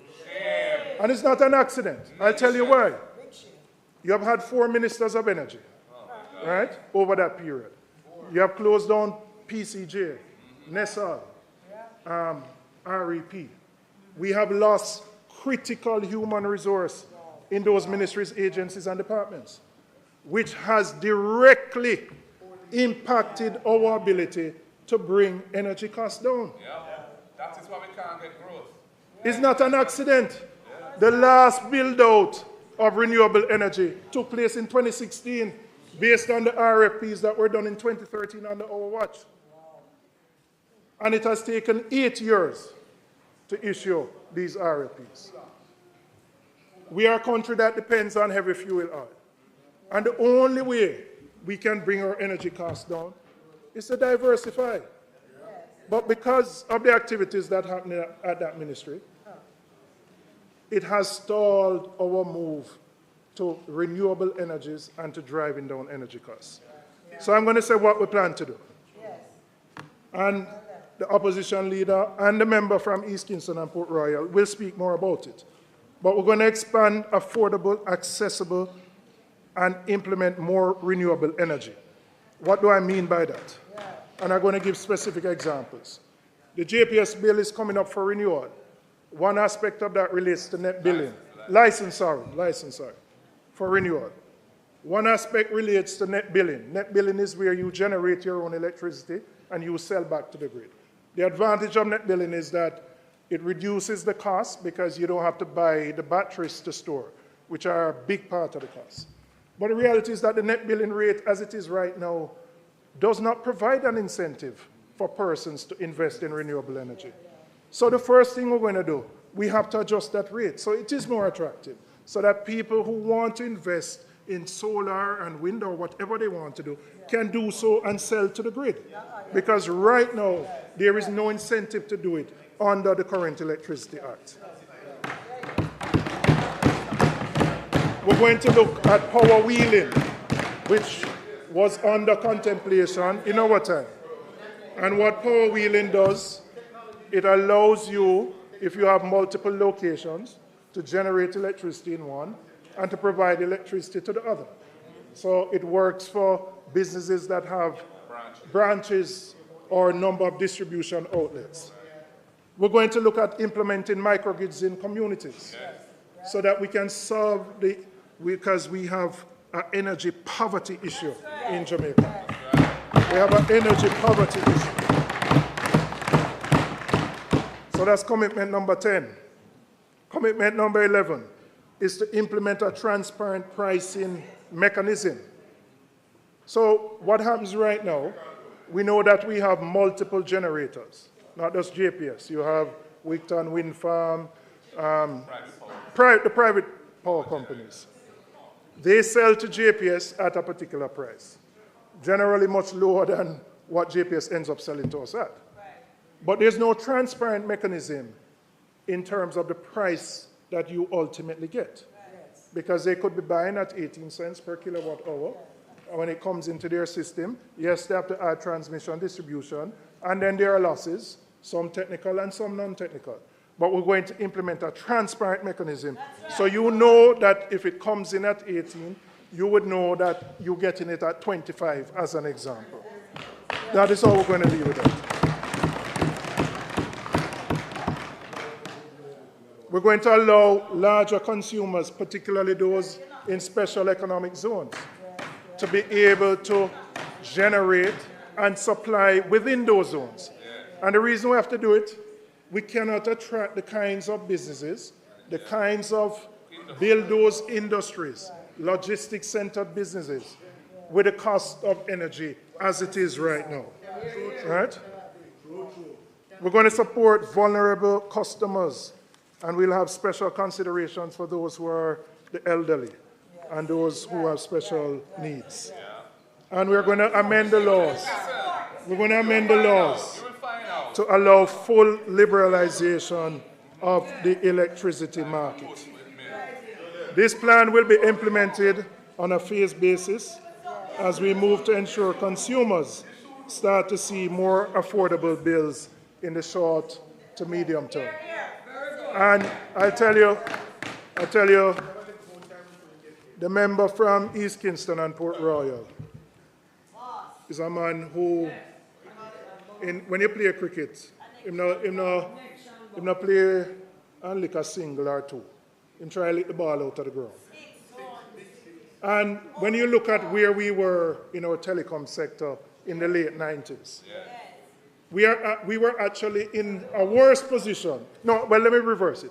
We are in a better position as a country and a government to get the kind of electricity sector we want now than we were 20 years ago in the telecom sector. It's a unique opportunity that Jamaica cannot afford to miss. Cannot afford to miss. Because you can have no growth. You can do nothing if you are operating at 40 cents per kilowatt hour. It's just not possible. And more. And more than that. So, Mr. Speaker, we have a plan. The opposition leader is going to spend some more time on it Tuesday. And the member from East Kingston and Port Royal will also be talking about it.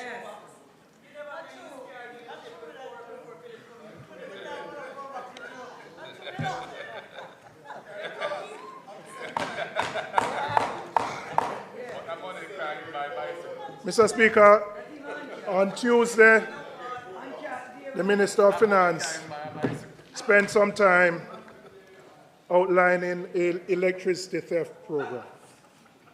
And, Mr. Speaker, I take no issue. Yeah, man, it ball, but I deal with it. You learn to accept it with old age, right? I don't put anything in there to keep it growing, though, like you. Right? Mr. Speaker, in 2014, we commenced a pilot with JSIF and the JPS. I know a lot about the program because at the time the then Prime Minister asked me to lead that program. That initiative was designed to deal with the issue of electricity theft. And we identified 7 communities. There was one in my constituency, one in the leader of the opposition's constituency, the then leader of the opposition, now Prime Minister, one in the member from West Kingston constituency.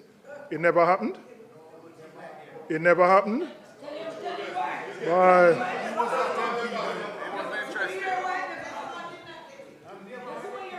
Desmond, I'm going to share with you. Your memory might be failing, but I'm going to share with you. I'm going to share with you. I'm going to share with you.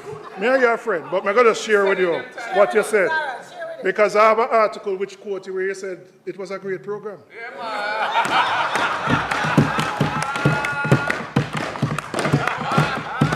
I'm going to share the article with you.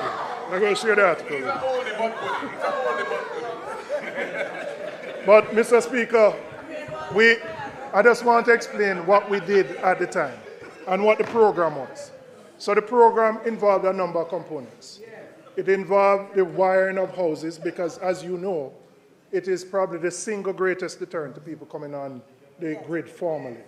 So even when people want to, and at that time, Minister, it was costing about 50,000 Jamaican dollars at the time to do a simple, to wire, put in a meter and have it passed by the GEI to have that done. Much more now. And so I heard your numbers Tuesday, and you may have to look at those numbers again. Yeah. But I'm hearing those figures are close to $100,000 and $120,000 now, just to wire it. Yeah. All right? So we wired the houses. We put in place meters, prepaid meters. There was not just a technical part, but there had to be a social part because the reality is you had to bring people with you, people who had not been paying electricity bills to convince them that this is a better thing to do, for many reasons. I mean, many of us as MPs have fires in our constituency, and many of them arise from the fact that you have electrical issues where you have those rubs.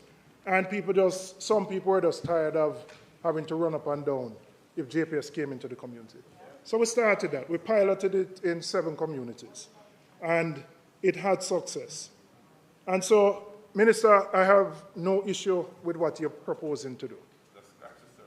But I think you have to revise the figures that you are proposing, and you have to ensure that the social component of the intervention is important, because that is the only way that you can have sustainability.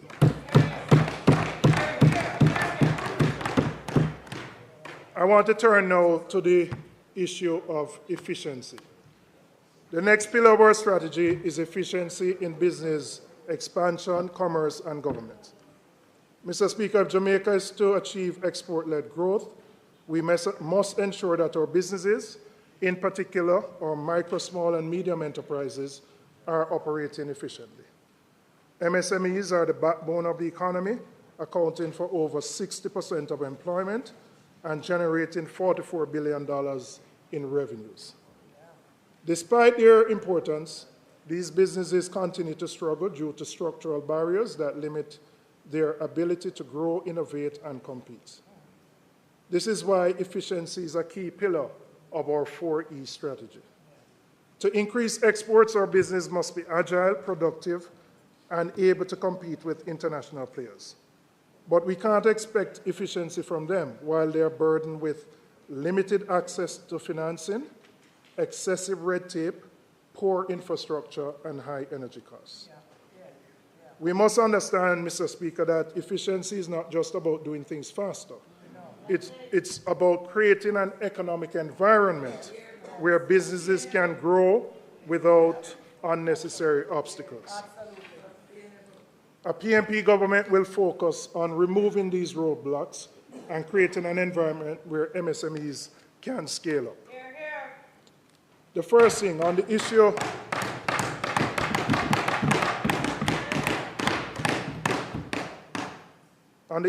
of access to finance. Only 17% of MSMEs can access credit from banks, while 53% rely on personal savings to fund their operation. This lack of financing severely limits their ability to expand, to invest in new technology, or hire skilled employees. What will we do? The PNP will reform the loan structure at the DBJ to make DBJ loans more attractive to MSMEs. Now, the issue here is not the amount of money. In fact, there are many times here where, whether it's done in finance, that we see funds that are unspent by the DBJ. So the issue is not that providing more money is the answer. It is how do you make it easier for them to access it. So the current fee structure of the DBJ acts as a major disincentive, preventing small businesses from securing the funding they need.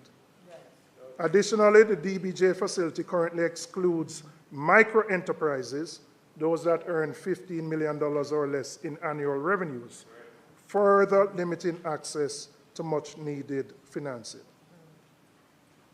So, Mr. Speaker, we have listened to the MSME sector, and we have heard what they have said. They have indicated that if they are taking out a $10 million loan, when the fees that the bank charges are total, they are sometimes at $500,000, $600,000 or more. Monies that they have to find up front to access that $10 million loan. Now, the reality is that if they could find the money, they wouldn't need the loan. Now, what are we going to do? We are going to backload those fees into the loan so that they won't have to find the money up front and that they can extend their payment term. It doesn't happen right now.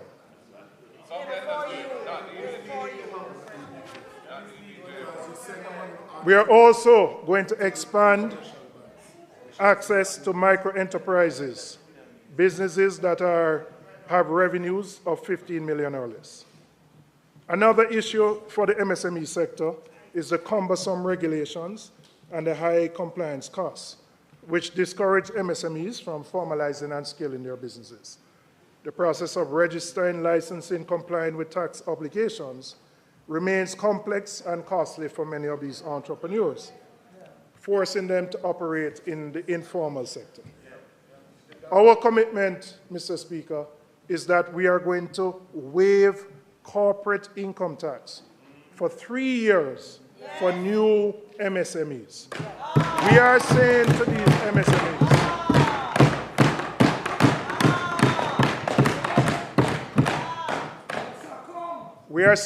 MSMEs, go out there and build your business. Sell your services, sell your products. We want you to come in the formal sector. We don't want you to stay outside. No. And the reason we don't want you to stay outside is if you stay outside, you won't have access to funding. Because you can't grow your business beyond the resources you can get from yourself or your family. So we want you to come formally in the system. But we are saying grow your business, build your business, and you don't have to worry about the corporate income tax for the next 3 years.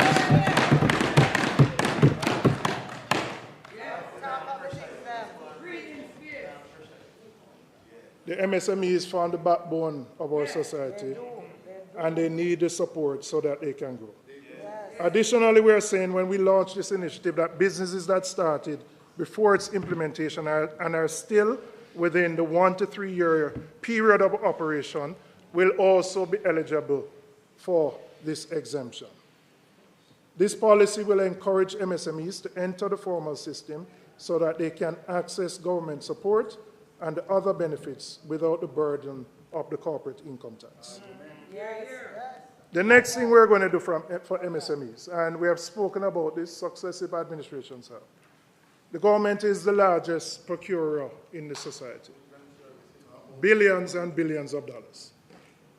But unfortunately, the MSMEs, for various reasons, challenges in the procurement process and the difficulty, very few of them participate in that process. We are going to do a carve-out, a particular percentage of government procurement, and we are going to say in a competitive way, we are going to reserve those for MSMEs. Yeah. And there is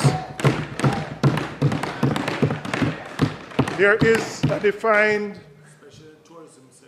definition for what categorized as MSMEs. I believe it's 75 to 425 million in terms of revenues on an annual basis. So we will have a carve-out of government procurement to deal with MSMEs so that they can participate more in the procurement process, earn more from government, and grow their own businesses.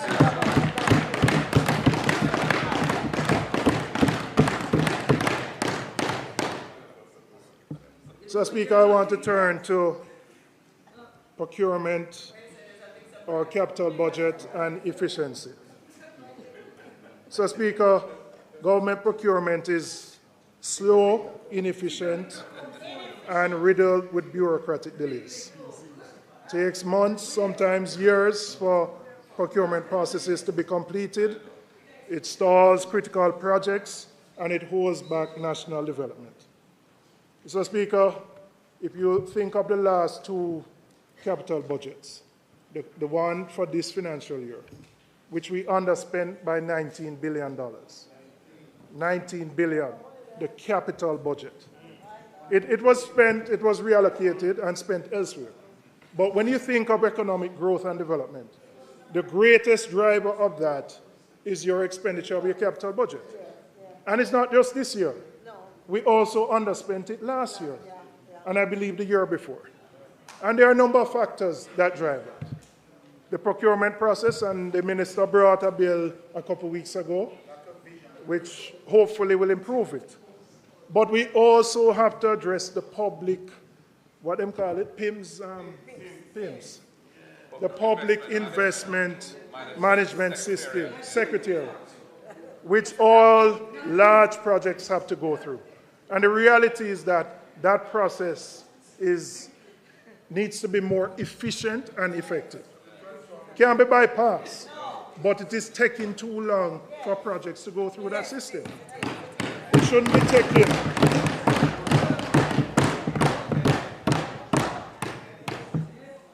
And so we are committed, Mr. Speaker, to looking at the inefficiencies in that system so that we can ensure that projects move from the process of planning to implementation in a much shorter period of time. We can't have economic growth if we can't spend the capital budget. And in relative terms, the capital budget is a small percentage of the overall budget. If you take central government plus the ministries, agencies, and departments, is 162, I believe. Somewhere around that number, could be wrong.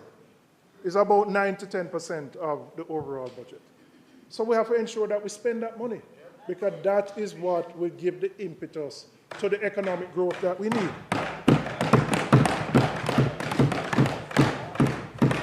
So where those obstacles exist, we will be implementing measures to deal with them.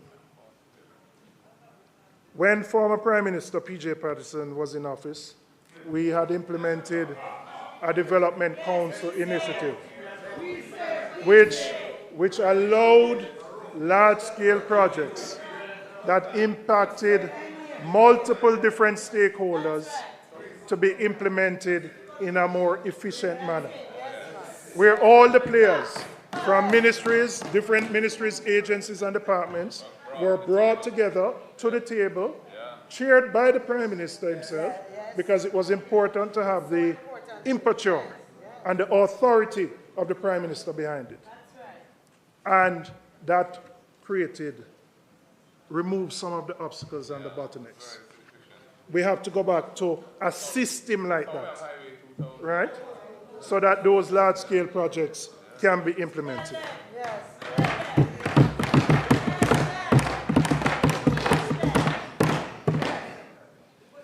We have to make our public services more efficient, which means accelerating digital transformation, digital signatures, which were passed, the Electronic Transactions Act in 2006, which made e-signatures legally valid, yet still they are barely implemented across the government. That's something that could significantly improve efficiency and effectiveness across government ministries, agencies, and departments. I want to turn now to the emerging economies or the emerging sectors. And these are industries in the early stages of development with high growth potential. They are often driven by new technologies, products, services, or ideas. These industries typically have access to natural and productive resources, but they also come with high risks, low barriers to entry, and complex regulatory challenges. Globally, the emerging industries are becoming increasingly important, especially for small island developing states like Jamaica. To unlock their full potential, however, unlocking their full potential requires strong government prioritization, strategic policies, and targeted support. We have identified 3 priority emerging sectors that will drive Jamaica's future growth and development. The digital economy, which is called the gold economy, science, technology, and innovation. The cultural and creative industries, called the orange economy, which includes sports, media, and nutraceuticals. The environmental, you don't like the orange? Don't worry, don't worry. Watch the orange man coming to Manchester. Don't make it funny. Look, I'm on good behavior and you're my friend. You pay Michael the money? No pay him yet? All right. The environmental economy, which the blue and green economies, ecological heritage tourism, and importantly, sustainable tourism. And while these industries are not entirely new, they are still in their early stages of structural development. And a PNP-led government will take bold steps to ensure that these sectors become powerful drivers of economic transformation. Jamaica's creative and cultural industries hold immense potential to drive growth, yet many talented individuals. You'll always be my friend. Still have to pay me the money,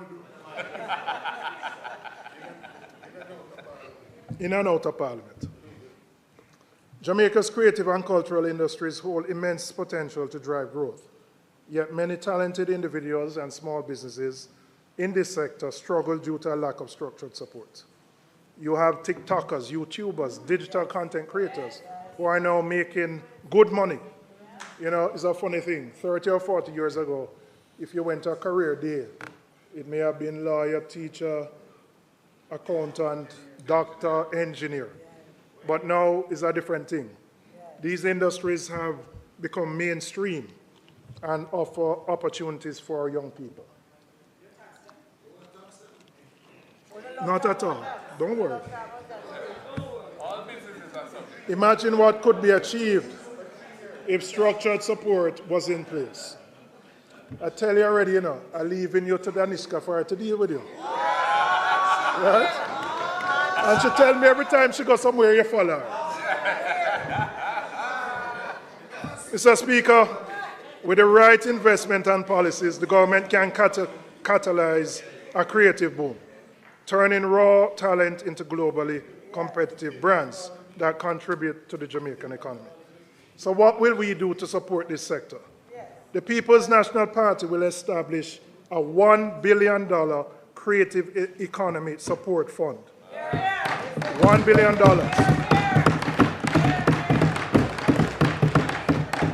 To support small creative businesses into becoming export-ready enterprises. The fund, which will be managed by the DBJ, will be a reprioritization of spending, reflecting the PMP's focus on export-led growth. The $1 billion will come from discretionary spending. The purpose of the fund, to help develop business plans to structure and scale their ventures, to expand into new markets, making Jamaica talent more competitive on the world stage, to access working capital to sustain and grow their operations, to build out entertainment spaces for festivals and events, further boosting the tourism and the creative economy. And while I'm talking about the creative sector, and the creative sector covers the musicians or athletes, artists, etc., I really have to go back to an issue which has been a sore point for the last couple of years. Our most famous global icon, Usain Bolt, was robbed of his money. That was at SSL.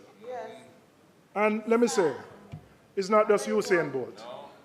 I have a 78-year-old constituent, single woman, who worked her entire life. She has no children. She said she saved diligently and creatively because she knew when she got to retirement, she wanted to be independent. Yeah. She invested all her money in SSL too. So she wants answers as well. And so I'm calling again on the government to release the Kroll report on the investigation and the report from the receiver on SSL. Critical for transparency, for openness. That was done. That was done. That was done. Mr. Speaker, the heart of our 4E strategy is education. Education is the foundation upon which our economic transformation will be built. Without a strong base in literacy, numeracy, and critical thinking skills, all other investments in skills training infrastructure and industry will fall short. If we don't fix the crisis in basic education, no amount of spending later on will be enough to propel Jamaica forward. Mr. Speaker, we believe in a radical shift in how we need to approach education. One that gives priority to foundational skills, linking learning to productivity, and ensures that every child, regardless of background, has access to quality education from the start. This is how we will equip Jamaicans with the skills needed to compete in an economy driven by high-value exports and innovation. So, Speaker, one of the greatest failures of the current government is how we have allocated the scarce resources in trying to deal with the education problems. And I'm going to explain what I mean. We will ensure that we redirect funding to early childhood and primary education where it can make the greatest impact. The ability to read, write, and do basic arithmetic is the foundation of productivity.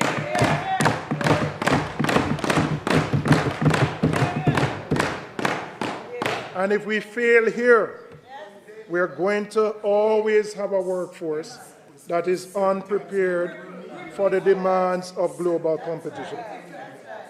So let's fix it at the beginning so that we don't need to spend more on remedial when they go through high school and they end up spending 10 years in a formal system, but they don't have the basic skills to compete.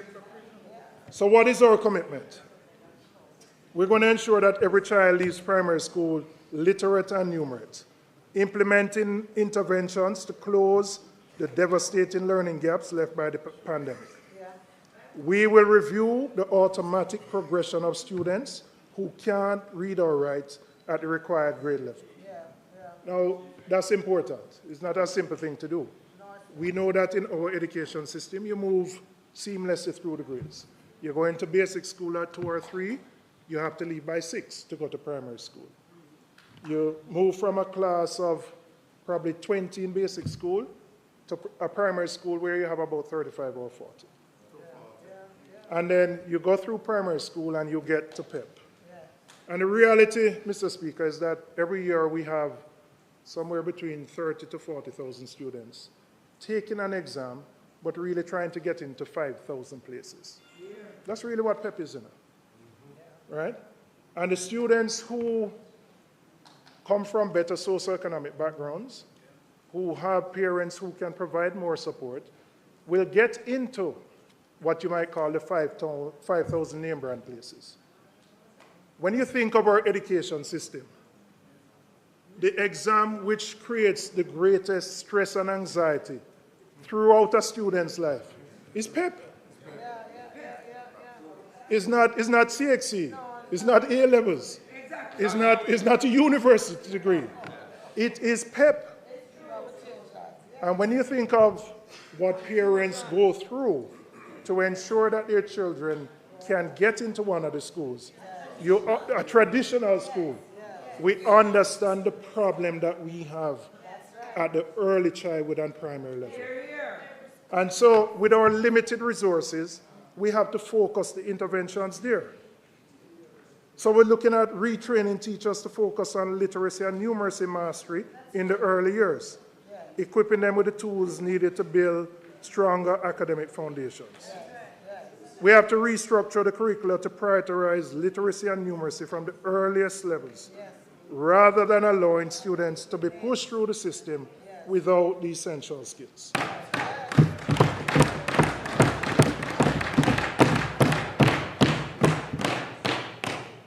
Mr. Speaker, this is not a quick fix. It's not a short-term undertaking. But the reason I spend time on this is Jamaica cannot achieve the levels of economic growth and productivity with the quality of the labor force we have.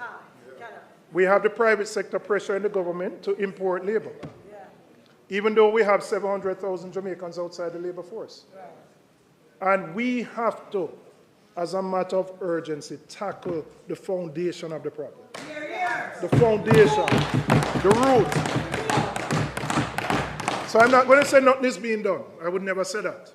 But the resources have to be directed at the early childhood stage.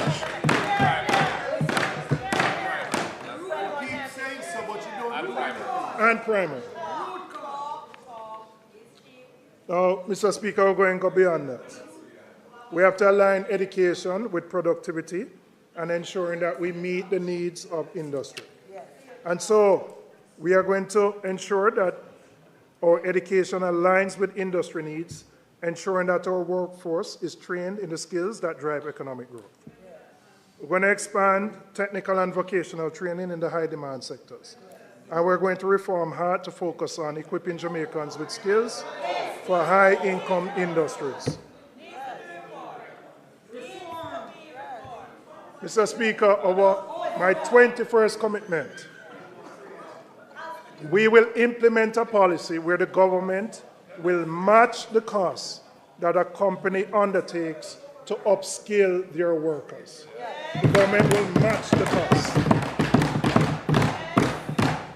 This will incentivize businesses to invest in the development of their employees, ensuring that workers gain the skills needed to improve productivity and drive economic growth. We can't improve productivity unless you lift the quality of the workforce.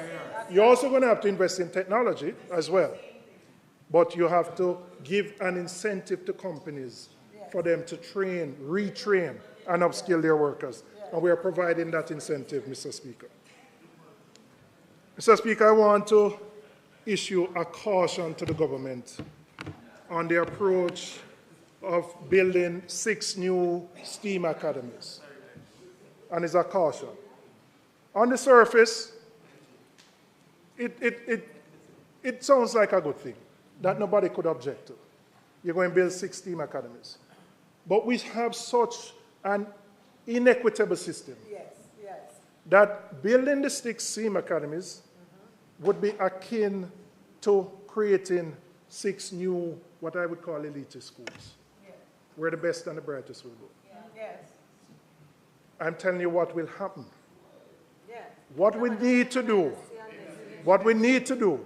is ensure that STEAM is infused in every single school in the country. That every student, not just the 6 in those schools, every student, regardless of where you come from, you will put in a proper science lab, a proper computer lab. You'll upgrade it that they have high-speed internet. You train the teachers so that the disciplines of creativity, problem solving, innovation become a part and parcel of the entire education system. Now, as I said, again, on the surface it might sound good, but we suffer from, I'll use the term, an apartheid education system. And we have to correct it by getting to the root of it. And I fear that those 6 schools will become 6 more elite schools. Mr. Speaker, I want to turn to the logistics industry and the potential for growth in the industry. Jamaica is at a critical point. Yes, the member from West St. Andrew. If you wake him up at 2 o'clock in the morning, he can tell you about every logistics thing in the world.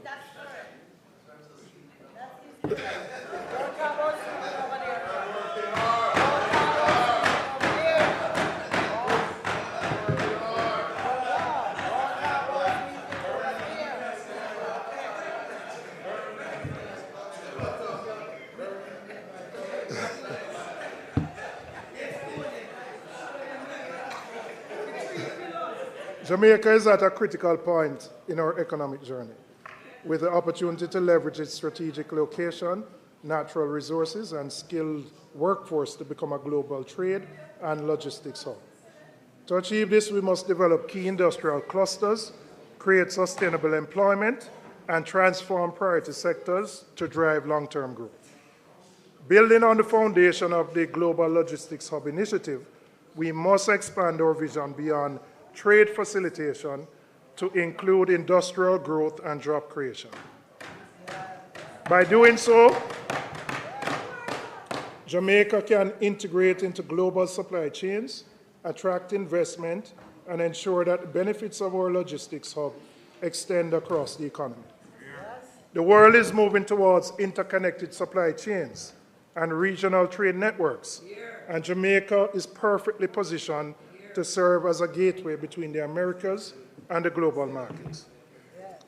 And there are a number of key clusters that we have identified for growth.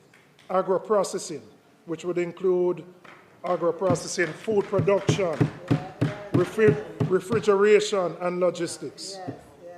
Manufacturing and a technology park, where you look at assembly of devices, ICT, electrical products.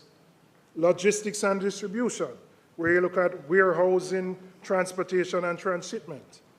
Home appliances and electronics.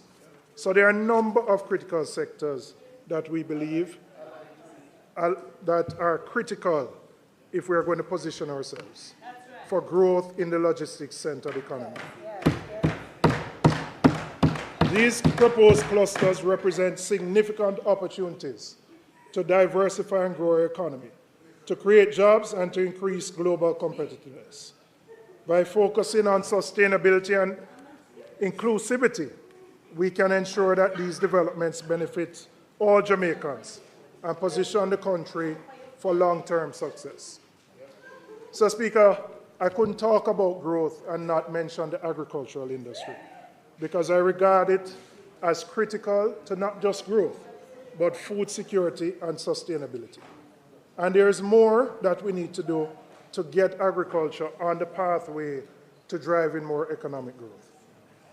First, research and development in agriculture is crucial to modernizing farming practices and increasing productivity. By investing in R&D, we can develop new high-yield crops, improve pest control, and discover sustainable farming techniques. This would not only increase the efficiency of our agricultural output, but also help farmers adapt to climate change and market fluctuations. In particular, we can develop drought-resistant crops and innovative farming technologies that can position Jamaican agriculture as a leader in the region. The next thing we have to do is irrigation, and we're doing some of that. We know what is being done with Essex Valley, and there are some other projects. But even with that, only approximately 18% of agricultural lands right now in Jamaica have access to irrigation. So while there is something being done, we have to expand that so that more farmers can have access to agriculture and they don't have to depend on natural rainfall. And the third issue that we have to deal with is access to funding. Access to funding remains one of the major barriers for farmers, particularly small farmers. And many of them struggle to invest in modern technology, to expand their operations, and to weather the challenges of fluctuating markets. By giving priority to those three areas, research and development, irrigation, and access to funding, we can create a more resilient, sustainable, and prosperous agricultural sector. And this will not only improve the livelihoods of farmers, but also strengthen food security and drive long-term economic growth. And the other sector which you obviously could never talk about growth is tourism. But I want to just spend a couple minutes on how we need to reimagine that sector. Yes. Yes. Please. Reimagine now. Yeah. And the reason I say it is, it's an export of services, but the services are here. So when you're thinking of economic growth and development, you have a market that comes to you. You don't necessarily have to go out there, although I'm very happy that the minister is visiting Jamaica and is here with us, because he's always out there. But that market is here. So it is easier for your manufacturers and your farmers to supply that market, even though it's an export market. There are challenges in the sector, right? And what we have to do is ensure that we increase the local component of that sector and increase the local retention. So yes, I know you have a linkages council, you're doing some of those things, but I believe we have to go further. We have to go further. And the reason I say we have to go further, if we were able to reduce by 5% every year what we import into the tourism sector, both in terms of food and manufacturing, our economic growth would go leaps and bounds. We know that. We agree on that. So the question is, how do we get to that level? No, I know he agrees. I know he agrees. But the issue is, it requires us to look at some of those incentives that are provided so that you can ensure there is more local participation in the supply of goods and services to the industry. Now, I know there are two sides to the equation. Some of the hoteliers are going to tell you they don't have consistent supply. The price might not be at the point. There are large conglomerates who buy in bulk and so they can bring it in. But if we want to get more local retention, we have to critically examine it. Moral suasion alone is not going to move some of the larger players. And so I'm telling you, Mr. Speaker, we are committed to examining those incentives that are provided so that we can increase the local participation in the agricultural industry. There are significant opportunities to create more avenues for Jamaicans to invest in the sector, particularly for small and medium-sized enterprises. We propose expanding the funding of the TEF to better develop and market Jamaica's rich cultural heritage, the historical sites, the festivals. Yes. You are Mr. Gastronomy. Yes. But we have to do more. I have to push it more. Mr. Speaker, in conclusion, the People's National Party's mission from day one, when we form the next government, is growth. And not just any growth, but a deliberate, inclusive, and sustainable expansion that reaches every corner of Jamaica.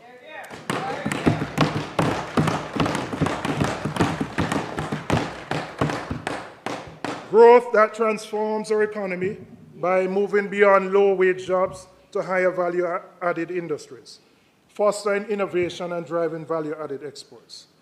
This means creating better-paid jobs, improving infrastructure, and empowering local businesses to compete on the global stage. Our focus on growth is not just about the numbers, but it's about improving lives, lifting families out of poverty, and creating opportunities for all Jamaicans, regardless of their background. Hear, hear. Yes, yes,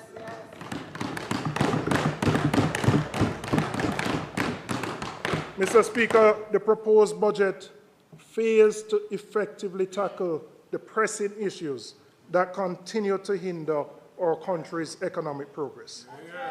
While certain aspects of the budget are commendable, they fall short of addressing the deep-rooted struggles faced by the majority of Jamaicans.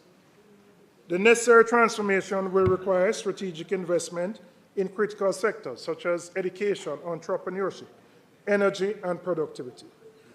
Mr. Speaker, the People's National Party is committed to an approach that combines fiscal responsibility with innovative, bold leadership to break free from the cycle of low growth that has limited Jamaica's potential. Our people deserve better. It's time for a change that will empower them to thrive. We are ready to lead and drive this transformation for the betterment of our nation. Time come. Time come. Thank you, Mr. Speaker.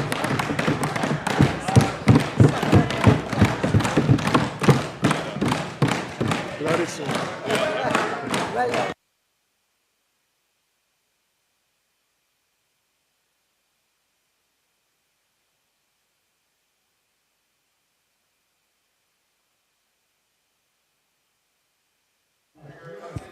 House Leader.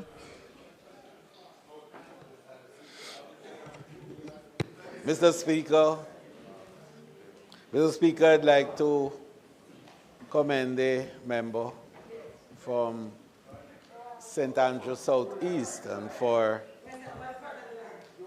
his presentation and his contribution to the debate today. I certainly think that it has been very measured and balanced, and I think that we all have listened carefully. And as is the process in this honorable House, we always make sure that we can pick what is useful, what is valuable, and what will inure to our development as a people and as a nation. So I want to thank the member for his contribution.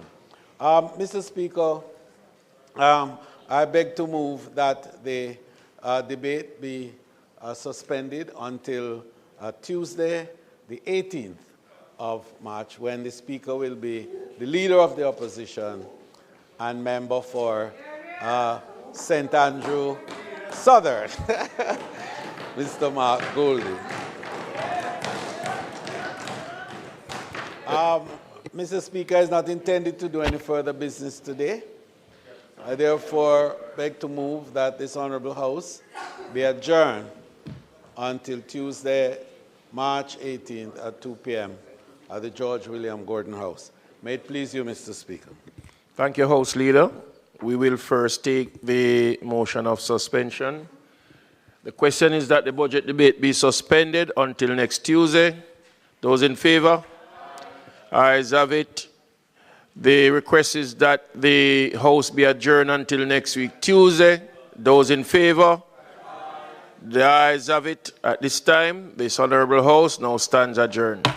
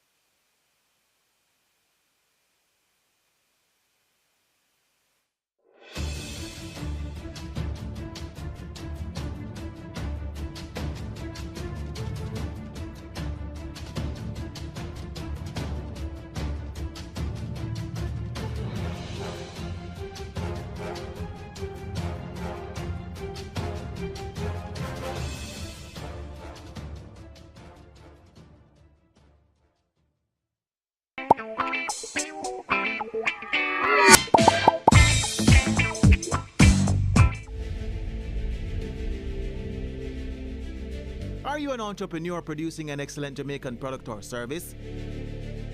Did you know you can earn hard currency and more significant returns by exporting? Contact the Ministry of Industry, Investment and Commerce to help propel your business along the export lane.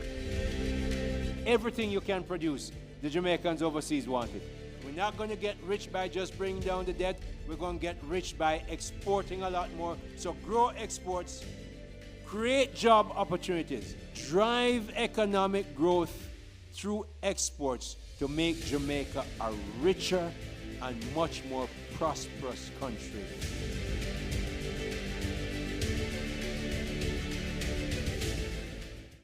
Do your part to prevent mosquito breeding. Mosquitoes will breed in any container that holds water. Tightly cover water storage containers such as drums, barrels, buckets and tanks. If this cannot be done, pour cooking oil on the water surface.